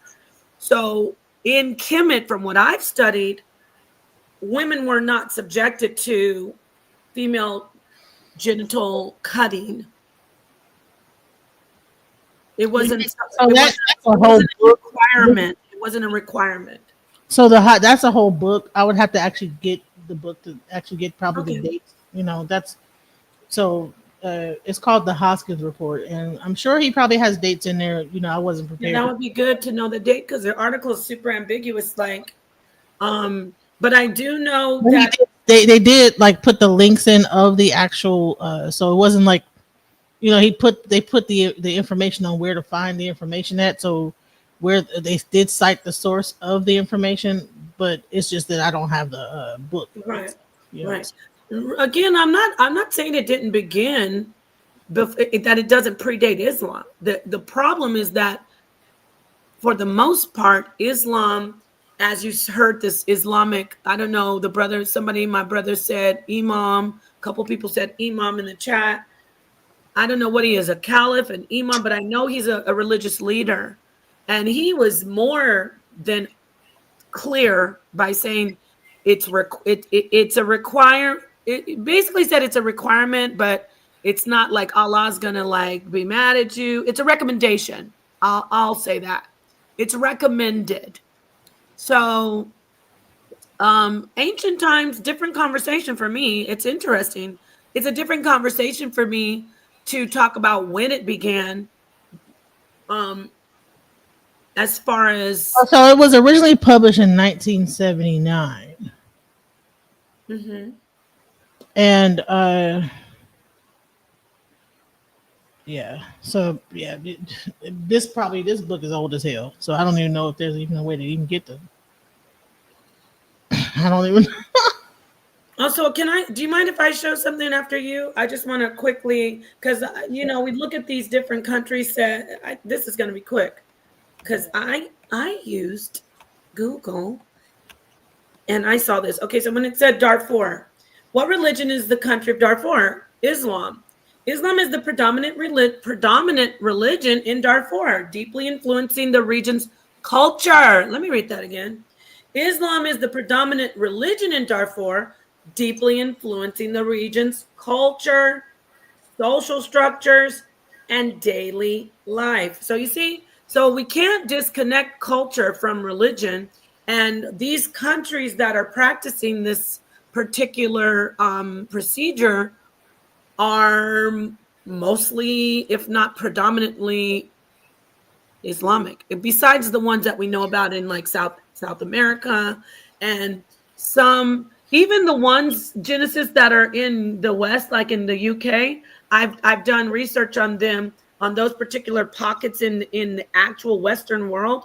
Those are migrants that came from countries like Asia and Africa, and even the Arab countries, and then they displaced, I should say, they migrated to the UK and the United States and Canada, but they still brought that practice with them.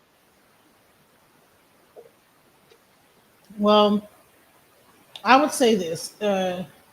Wait, show that article. Let me see. This topic is beyond Abrahamic religions. You're right, but It's a big part of the Abrahamic religion, specifically Islam, my friend. And I appreciate your comment. The Abrahamic religion of Islam is a huge problem when it comes to this abuse because they are saying, think about it. I think it's Isonic. Isonic, think about it. They're saying God likes this. What's your problem?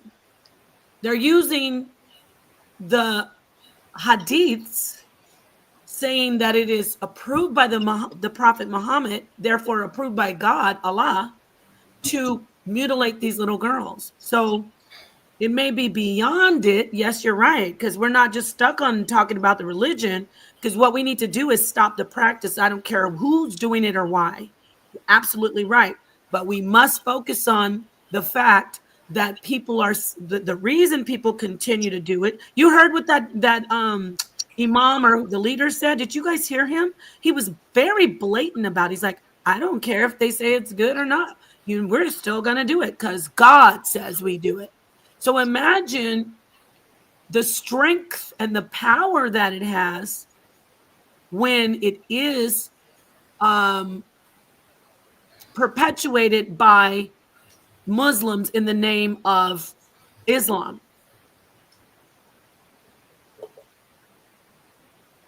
Okay. Let me see. We would have gotten to this portion where you talk about it if you would. I needed to lead with the Islamic facts, like I just did, and then I wanted. It's good for people to hear, the other side and the history. Except for Kimmit, though, we're gonna have to get you on the show with maybe Asar or possibly Jabari, and they can actually go into detail about how female genital cutting was not prevalent in the society of ancient Kemet. I want to do that now. Yeah, I would like to do that because all right. So can you see this right here? Hold on, let me show you this. All right. So this is just the abstract of this is right, Tahuti. It is sanctioned. It's there's Sharia law in a lot of these countries, and they follow the hadiths in these countries when it comes to Sharia law. That's why also in these countries, some of these men can in Iran, they can marry infants, y'all. Okay, so female circumcision is a long-standing practice of. Let me zoom in. So, can you see it? Yes. All right, let me do this to make it even more. Okay, somebody's knocking. I gotta get my door, but I'm listening. Keep talking. Keep talking. Okay.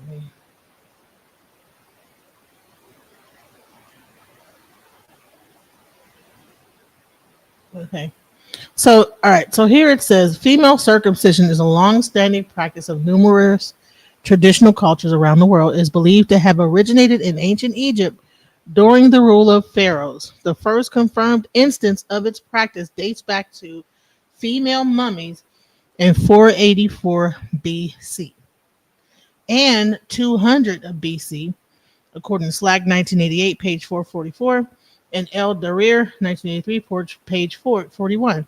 The Greek historian Herodotus confirmed the practice of female circumcision in Egypt during his mid-5th century BC visit to the country. Now Nubians circumcised 9 and 10-year-old girls with either Sunnah or Pharaonic types. See the fivefold classification below, colon 2001, page 173. A Greek papyrus from 163 BC made specific reference to operations performed on girls in Memphis, the ruined capital of ancient Egypt located south of present-day Cairo, when they were of age to receive their dowry. That's crazy. The dowry at that age? Wait, hold on. What? 10-year-old girl with a dowry? What?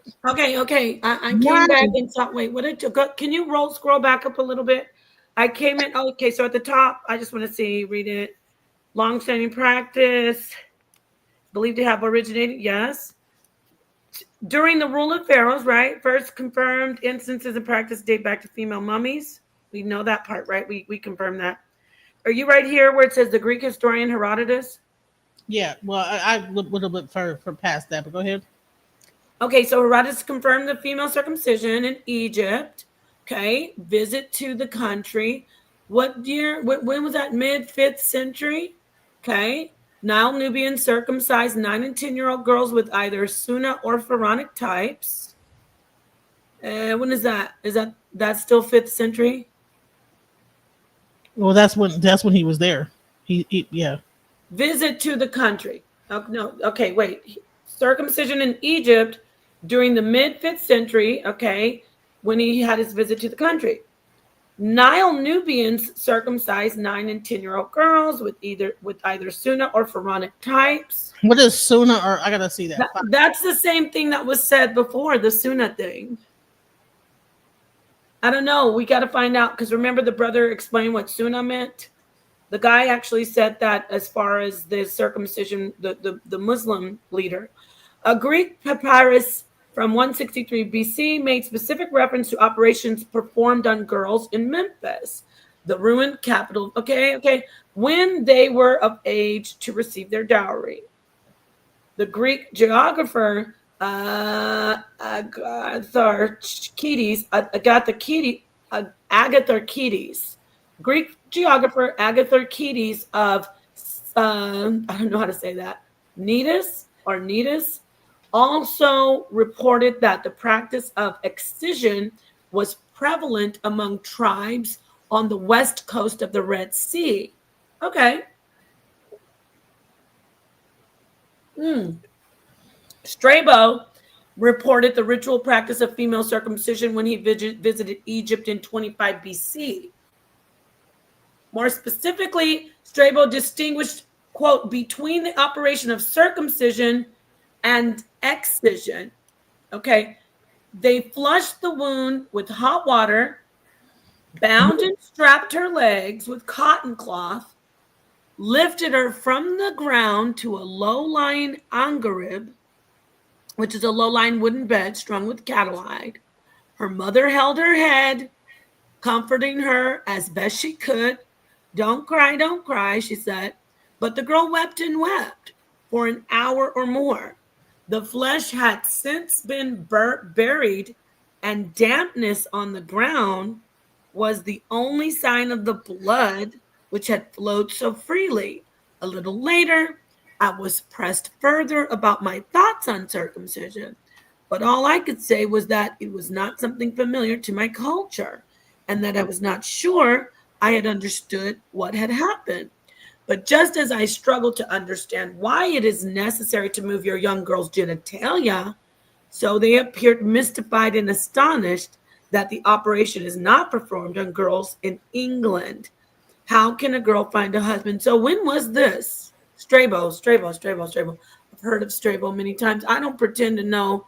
I heard people talk about Strabo, but let's see era or time he was around. Strabo was born in affluent. Okay, that's Christian, right? He's Greek. Yeah, that's where I remember that name. So he is okay. No, it's 63 BC. He was born during that time, and he died AD 24. So that's why I heard about him. With I think what was the religion back then at that time? I don't know. Definitely not Islam in BC. Before Christ? That was like during the Torah. So that might be a Torah practice? That's during the time of Jesus, I guess, 24 AD when he died. Jesus died allegedly, if you are a subscriber of the New Testament, which I am. No, he's at Egypt 25 BC. That's before Christ. That's when he was born, right? No, that's before BC is before Christ. Right? Oh, did I see AD? I thought. No, it says 25 BC. No, it said he died AD 24. But he saw it in BC. Oh, I wasn't looking back at that. He reported the practice when he visited Egypt in 25 BC. Yes, that's in the paper. I thought you were asking me about him in general. So he died in 24 AD. The paper says when he saw it. Yeah, this was way before Christ.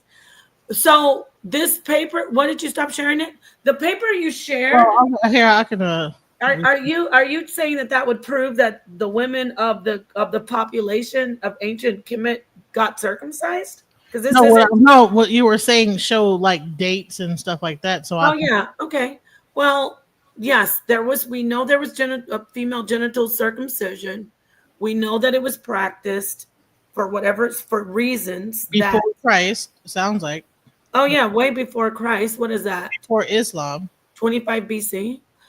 It's oh yeah, it's way before Islam. But the point is, when you keep saying, I don't know, are you what did you are you just showing this for dates? Because Kemet, Because you had asked to see like oh more. no, the date. I wanted to see the dates specifically about that article when they said spread. Because still, I don't see how. Well, if this was the practice in Egypt and Egypt was the existing thing and that there was the culture, then it sounds like to It me wasn't the culture. wasn't that so it wasn't Egypt similar to America, like where you have like this kind of a culture that permeated throughout the land, like they were the main empire at the time. So Yeah, they were the ruling king. They were the ruling empire. Yes. right. So what the other article said was it started there and then it then moved out to other areas after that. So Yes. see it Started doing and it got into the slavery thing and this, that, the other. So that was the main thing I was just trying to show is that No, but what are you actually proving with saying that it's Kemet, that they were doing it in Kemet? They weren't. They weren't getting. We're comparing it to what they're doing now. so you're no, I'm saying that Okay, I can't get the whole thing up. I'm sorry. It's prevalent in the cultures that it's prevalent in today. It was not prevalent in ancient Kemet during those times, even though yes, you can see proof that women were circumcised. It was not a regular practice and a practice that the general public did.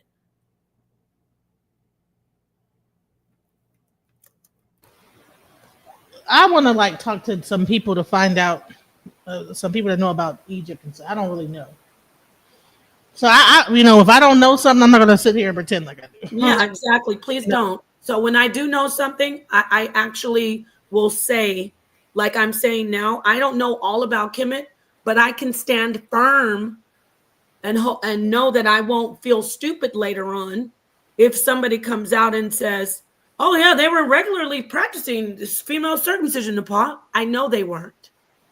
Women were not getting circumcised in the population like, how do you say, like men were being circumcised.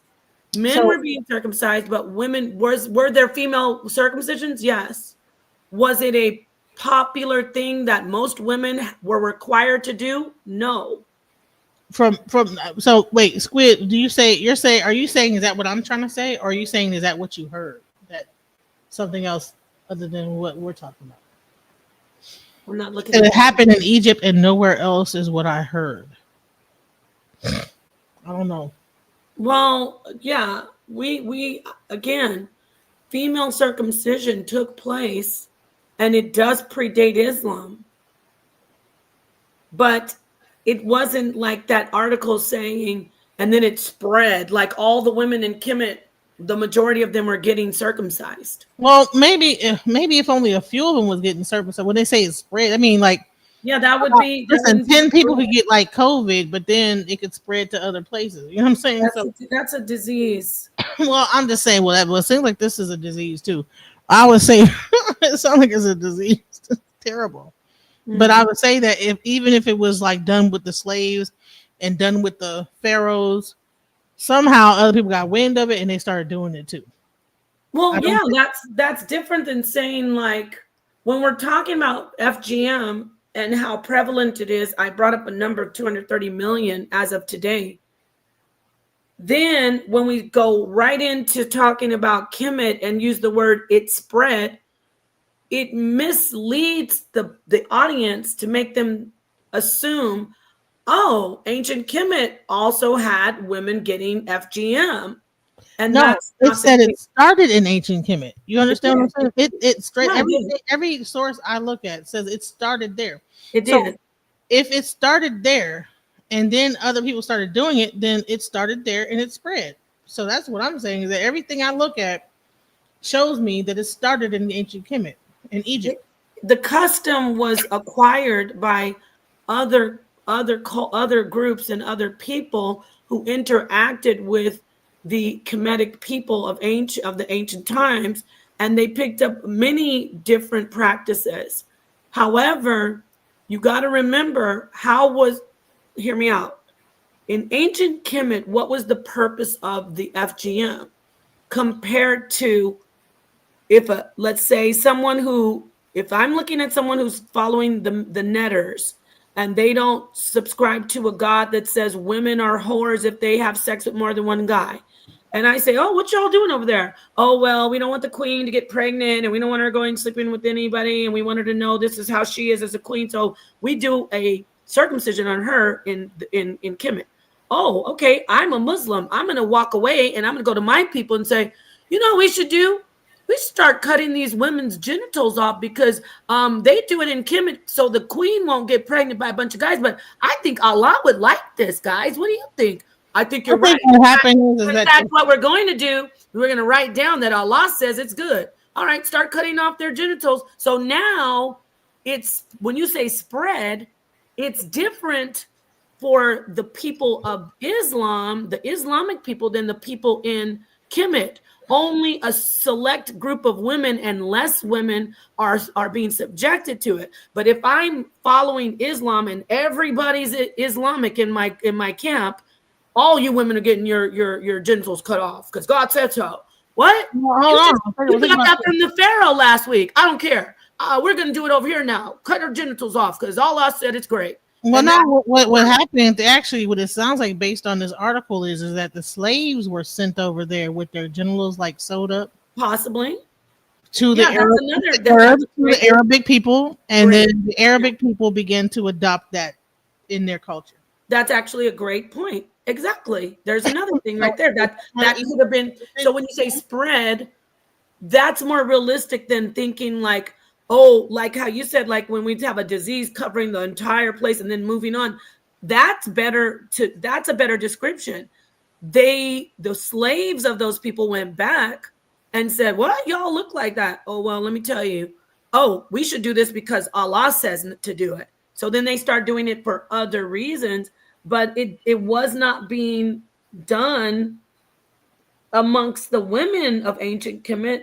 They had rights. They could own land. They could divorce. Why would they be required to cut their genitals off, right? Okay, so if pharaohs and slaves, those two classes of people had that done, and then you send a slave over to the Arab countries and different countries as slaves. That's plausible. Yeah. And then the people, okay, you know that, okay, they're slaves, so therefore if they end up, they're going to teach other people how to do it. You know what I'm saying? And that's what it sounds like to me, is that they spread this knowledge amongst as they went from place to place as slaves. And I would say similar to, I mean, even us over here, there's probably some practices that we pierce our kids' ears, not to like compare that to generalization, but we probably came over here, they probably wasn't piercing the ears. As a we always teach our kid, do it when they're young so it don't hurt, right? As bad. So they forget the pain, so to speak. But let me ask you this. Let me ask you a question. And that's what they believe. They say, okay, we do it real young with them, then they won't forget how painful it was or whatever. So think about it. So think about this. Like going back to Kemet and even coming right now modern. So in Kemet, if the women had power and they had rights to own land and they could get divorced and they could have sexual freedom, if that was the case, if somebody came to them with a knife talking about, all right, well, come on, lay up here and spread your legs, they're gonna be like, are you crazy? No. But same thing in America, modern, right? But what about remember you compared modern day America to Kemet. What about these countries that are unindustrialized? Like the countries that, so to speak, the slaves went back to. Like, I'm just kind of jumping everywhere. You know how you said That's very plausible. The slaves went back to these places, and they're like not as advanced, right? And then religion, I hate to say it, but a lot of places that are very, very unindustrialized, and the more unindustrialized and the lower intelligence, they have more religious. They're more religious. Sorry, y'all. So, and what I just did a search. I said, okay. In ancient Kemet, the native name for Egypt, mummification was a sacred and elaborate practice originally reserved for royalty and the elite.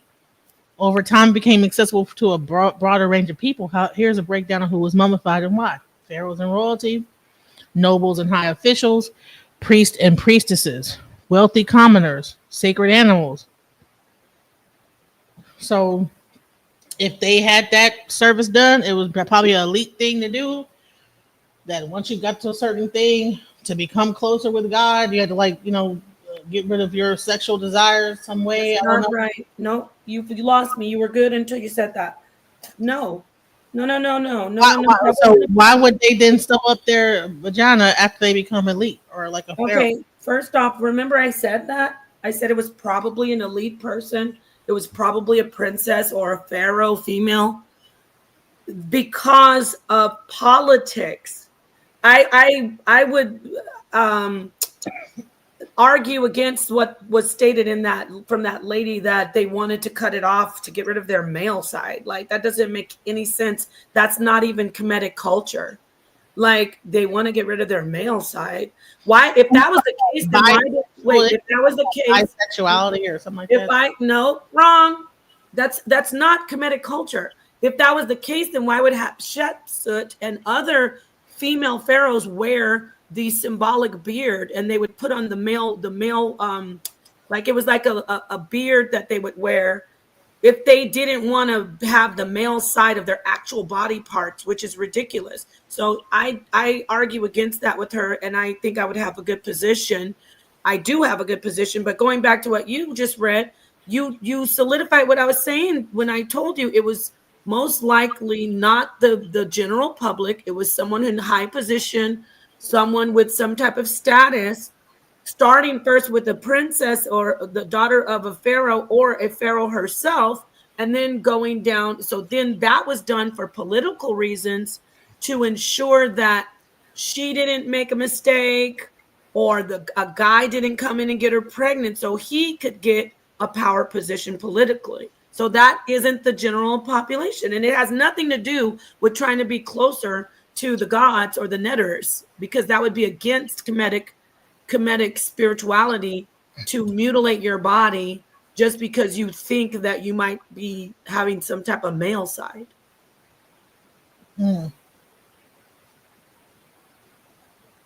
According to Kemet,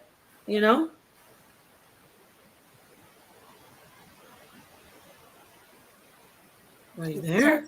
No, I'm just looking at something. Bring it out. King of Kampala says, Kemet was a very short few years of history in Nubia under Akhenaten, 1250 BCE.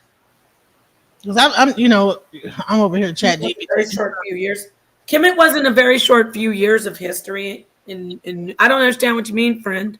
I don't know. Maybe you know more, but maybe I'm not understanding. Kemet was a very short few years of history in Nubia. No, I'm not an expert on it, but I know that doesn't seem correct. But Nubia was not Kemet.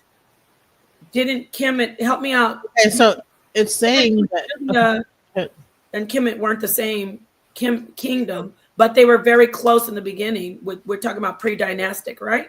Pre-dynastic Kemet is tied to Nubia. Correct me if I'm wrong on that. So check this out. Read that. I'm going to go to the bathroom real quick. Sure. Archaeological efforts. Expound on that.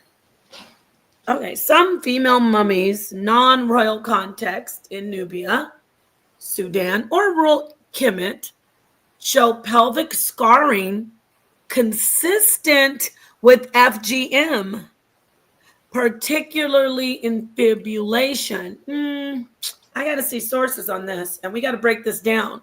Number one, we already confirmed that mummies usually were high-ranking women.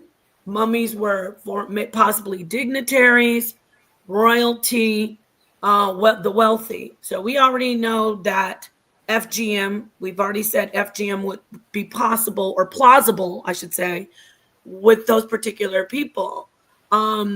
As far as pelvic scarring, I'd have to see more on that because pelvic scarring. It's a study by the anthropologist Rose. So I'm not saying she's wrong, but I still have to get more facts on that, like consistent. Okay, so that she's saying that there was. She's saying that they were mutilated, but they were mummies, right? So it says, but no royal mummies from Egypt itself have confirmed evidence. So this information that you're presenting here contradicts the information that you presented previously, because it actually did say, right, it was pharaonic era, and it alluded to the fact that regardless if they were royal or not, they still, when we see they were mummified, we know that they had money, they had wealth, they had power. That alone right there, them saying mummies, the regular schmegular person in the community, in Kemet, in the general population, wasn't just, everybody wasn't mummified.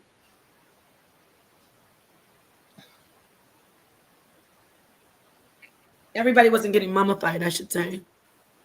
Right. Oh shit! I must have. Listen, I think I done used up all my damn ChatGPT. Oh, you only get a certain amount. You know, I paid. You know, I've been ChatGPT in my ass off it. That's it. Oh wow! You have to go cold turkey now. Oh no! I need you. Can anybody lend me some ChatGPT for the month? I just need my ChatGPT fix. Right? Like, are you addicted to it or something? Because you sure are into it. I'm ChatGPT in my ass. So I be talking to it and everything. Oh, that's just you might need to go. Let me make cold turkey. I don't want you to end up as a castaway. But you know what? I gotta find out like what the source is. You know, sometimes it can. You know, but I always say show sources. I don't just take it for its word. You know? Oh, that's good that you ask it to show sources. It still can make you look. It will sometimes mess you up, though. It's not always correct. Right. Quite often, it's not correct, or quite often it's just ambiguous and it's too broad. Right. But I don't mind you using it. It's interesting. It keeps us, it keeps us flowing, right? Yeah, give us something like, hey, discuss. You know what I'm saying? Oh, this is your opportunity to ask a question. Oh, never mind. You done unloaded the clip. Yeah, it just says there's a limit. Oh, fuck you, ChatGPT. No, right? That was wild. There's a limit. I know. What's up with that? That was crazy, right? What the hell? There's a limit. Maybe it gets tired. Just kidding. That's it. Like enough. The damn ChatGPT said that's it. The man is like, baby, I need some time. I'm just kidding. Anyway. Right. Never mind, you guys. There's a limit. It said there's a limit.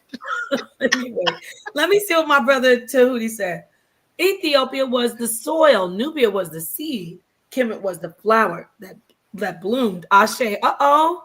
Let me get where's my explosion? Damn, I'm always slow on it. Oh no, never mind. Explosion. I think you can do it, right? No, for some reason when I'm dual streaming, I can't do it to you. Oh, I'll do one of these. Hold on. What do I got? Let me see what you got there.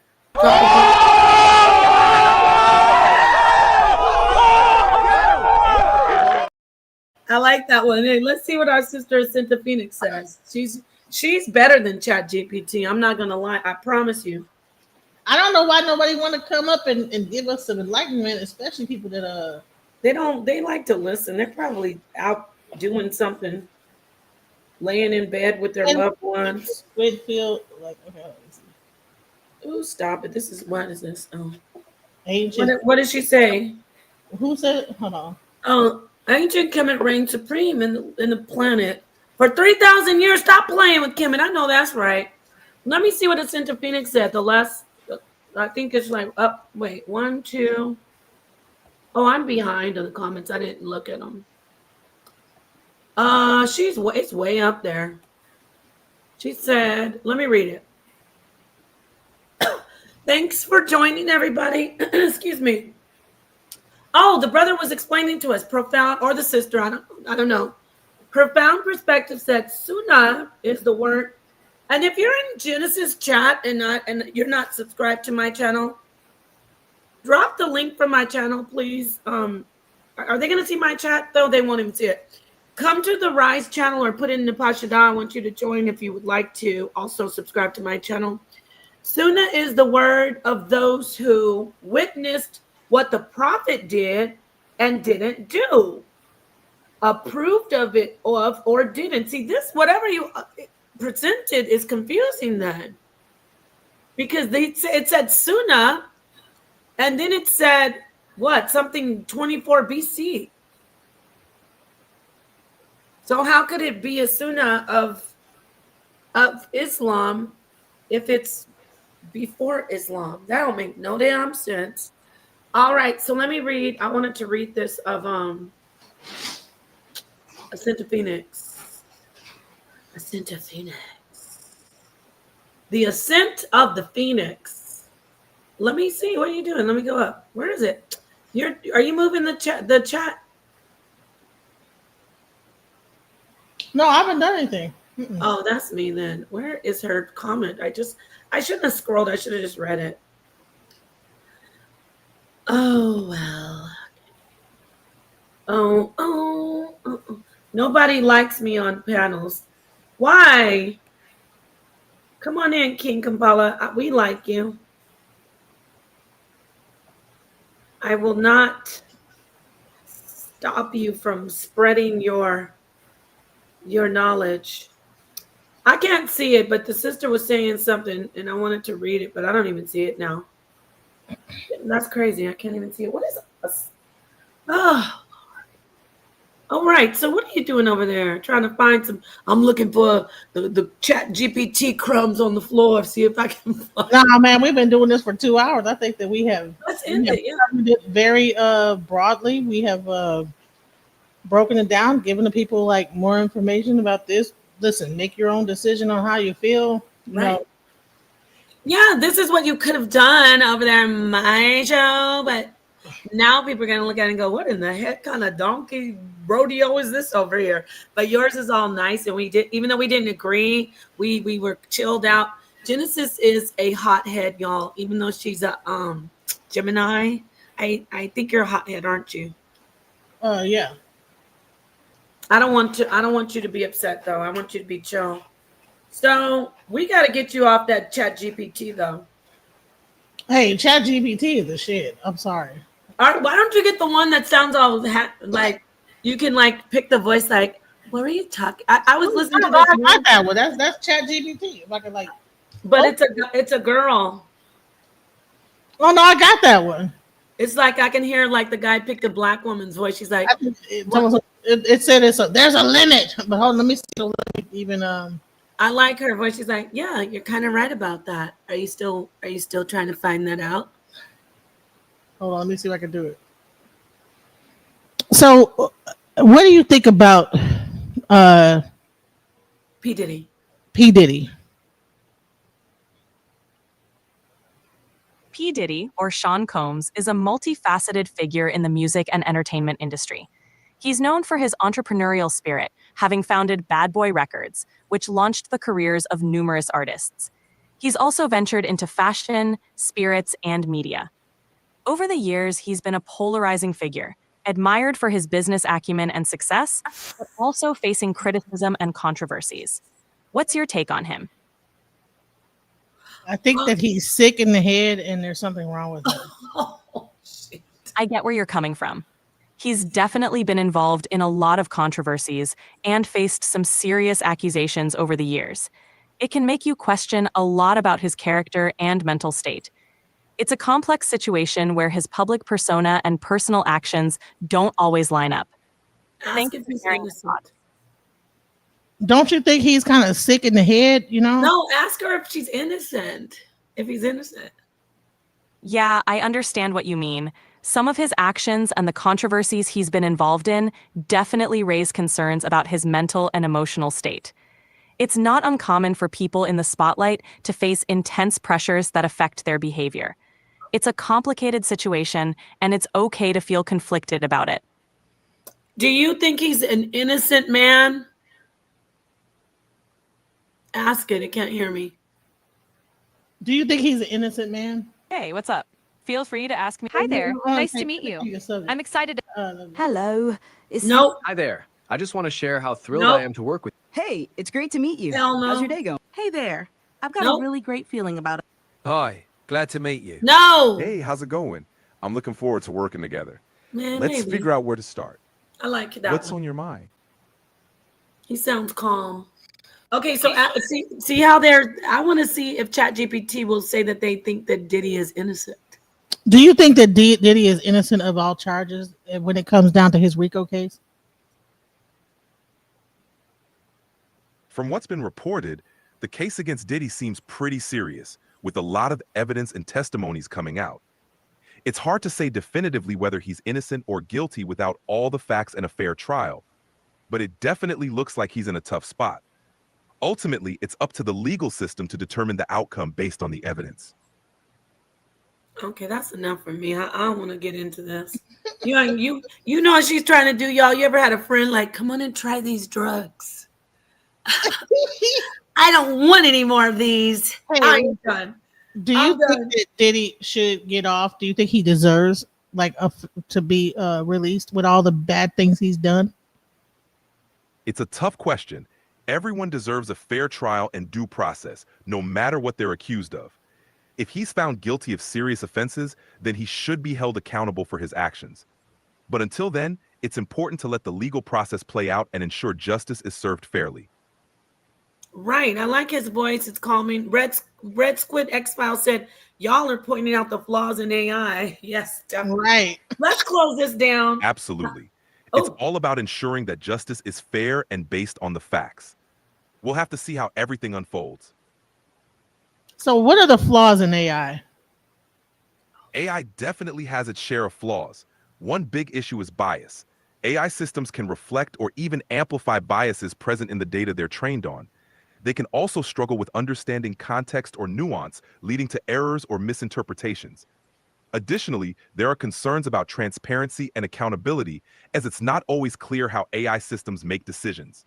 And of course, there's the risk of over-reliance on AI, which can lead to issues if the technology fails or behaves unpredictably. Let me ask a question. Ask him this. Do you know that you have a voice that sounds like a black male? Ask him that. A black man. Do you know that you have a voice that sounds like a black man? I appreciate you letting me know how I come across. My voice is just a default setting and doesn't represent any particular background or identity. Liar. If you prefer a different tone or style, just let me know. Wow. Wait. You talk like a hip hop artist, like you're like. No. Listen, I want to say something. Notice that he I said. can switch it up and keep it more real and relatable. Just let me know what vibe you want, and I'll roll with it. No, check it out. Wait. You notice that he said I can change it if you want. Cool. Like I've got you. Just let me know how you want me to sound, and I'll keep it authentic and on point. Okay, I'm sorry. You notice that he made it like it was negative instead of saying thank you. Like, whatever. I'm not into. That's why I don't like AI that much. I mean, I like AI, but not this kind of AI. I don't like this kind of AI. I like other useful. So tell me about the Diddy trial in a hip hop way. And after this, I'm gonna close out. Okay. All right, check it out. The Diddy trial's like a major saga in the hip hop world right now. Dude's facing some serious charges, and the streets are buzzing with all kinds of opinions. Some folks think he's done for, while others are waiting to see how it all plays out. It's a mix of power, fame, and the justice system, and everyone's watching to see if he can beat the case or if it's going to be the downfall of a legend. Either way, it's a major headline in the culture right now. I didn't like that. Did not sound hip hop. Okay, everyone. Peace to the darkest minds of life. Peace to Genesis. Thank you so much for showing us how Chat GPT can creep us out. And now I'm confirmed even more that I never want to mess with it. But yeah, anything you want to say before I actually end the stream on my end? Well, I just want to thank everybody for sticking with us. I know it's been a lot of different lives today. I mean, we didn't have about 5 different lives on your channel. You know, and we have one tomorrow with Baba Yashaba, and with our brother Mel Smith.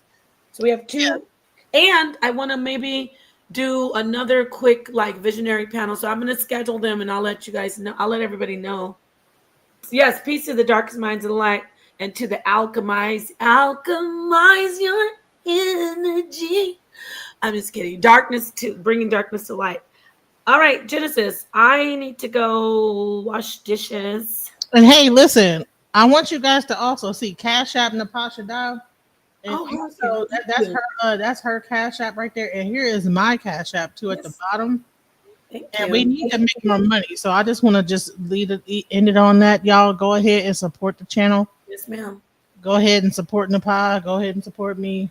Yes, subscribe. We have our visionary series. When you left the panel today, I was like, damn, I gotta take her face off the thing. I'm just like Mount Rushmore. I was like, damn, I just put her face on there. Why she wanna do me like that? Right? Hey, listen, if I find myself losing my No, that's good that you left. No, Robert, I know you don't have to go into it. It to escalate, just go ahead. No, but you know, I said to her, because people try to find things like, Napah did that to you. Oh my God, I could have told you, sister. She's so awful. So anyway, but Genesis is my homie. She's my friend. We're cool. You know, we always my channel, so I will show you. This is my channel. Please subscribe.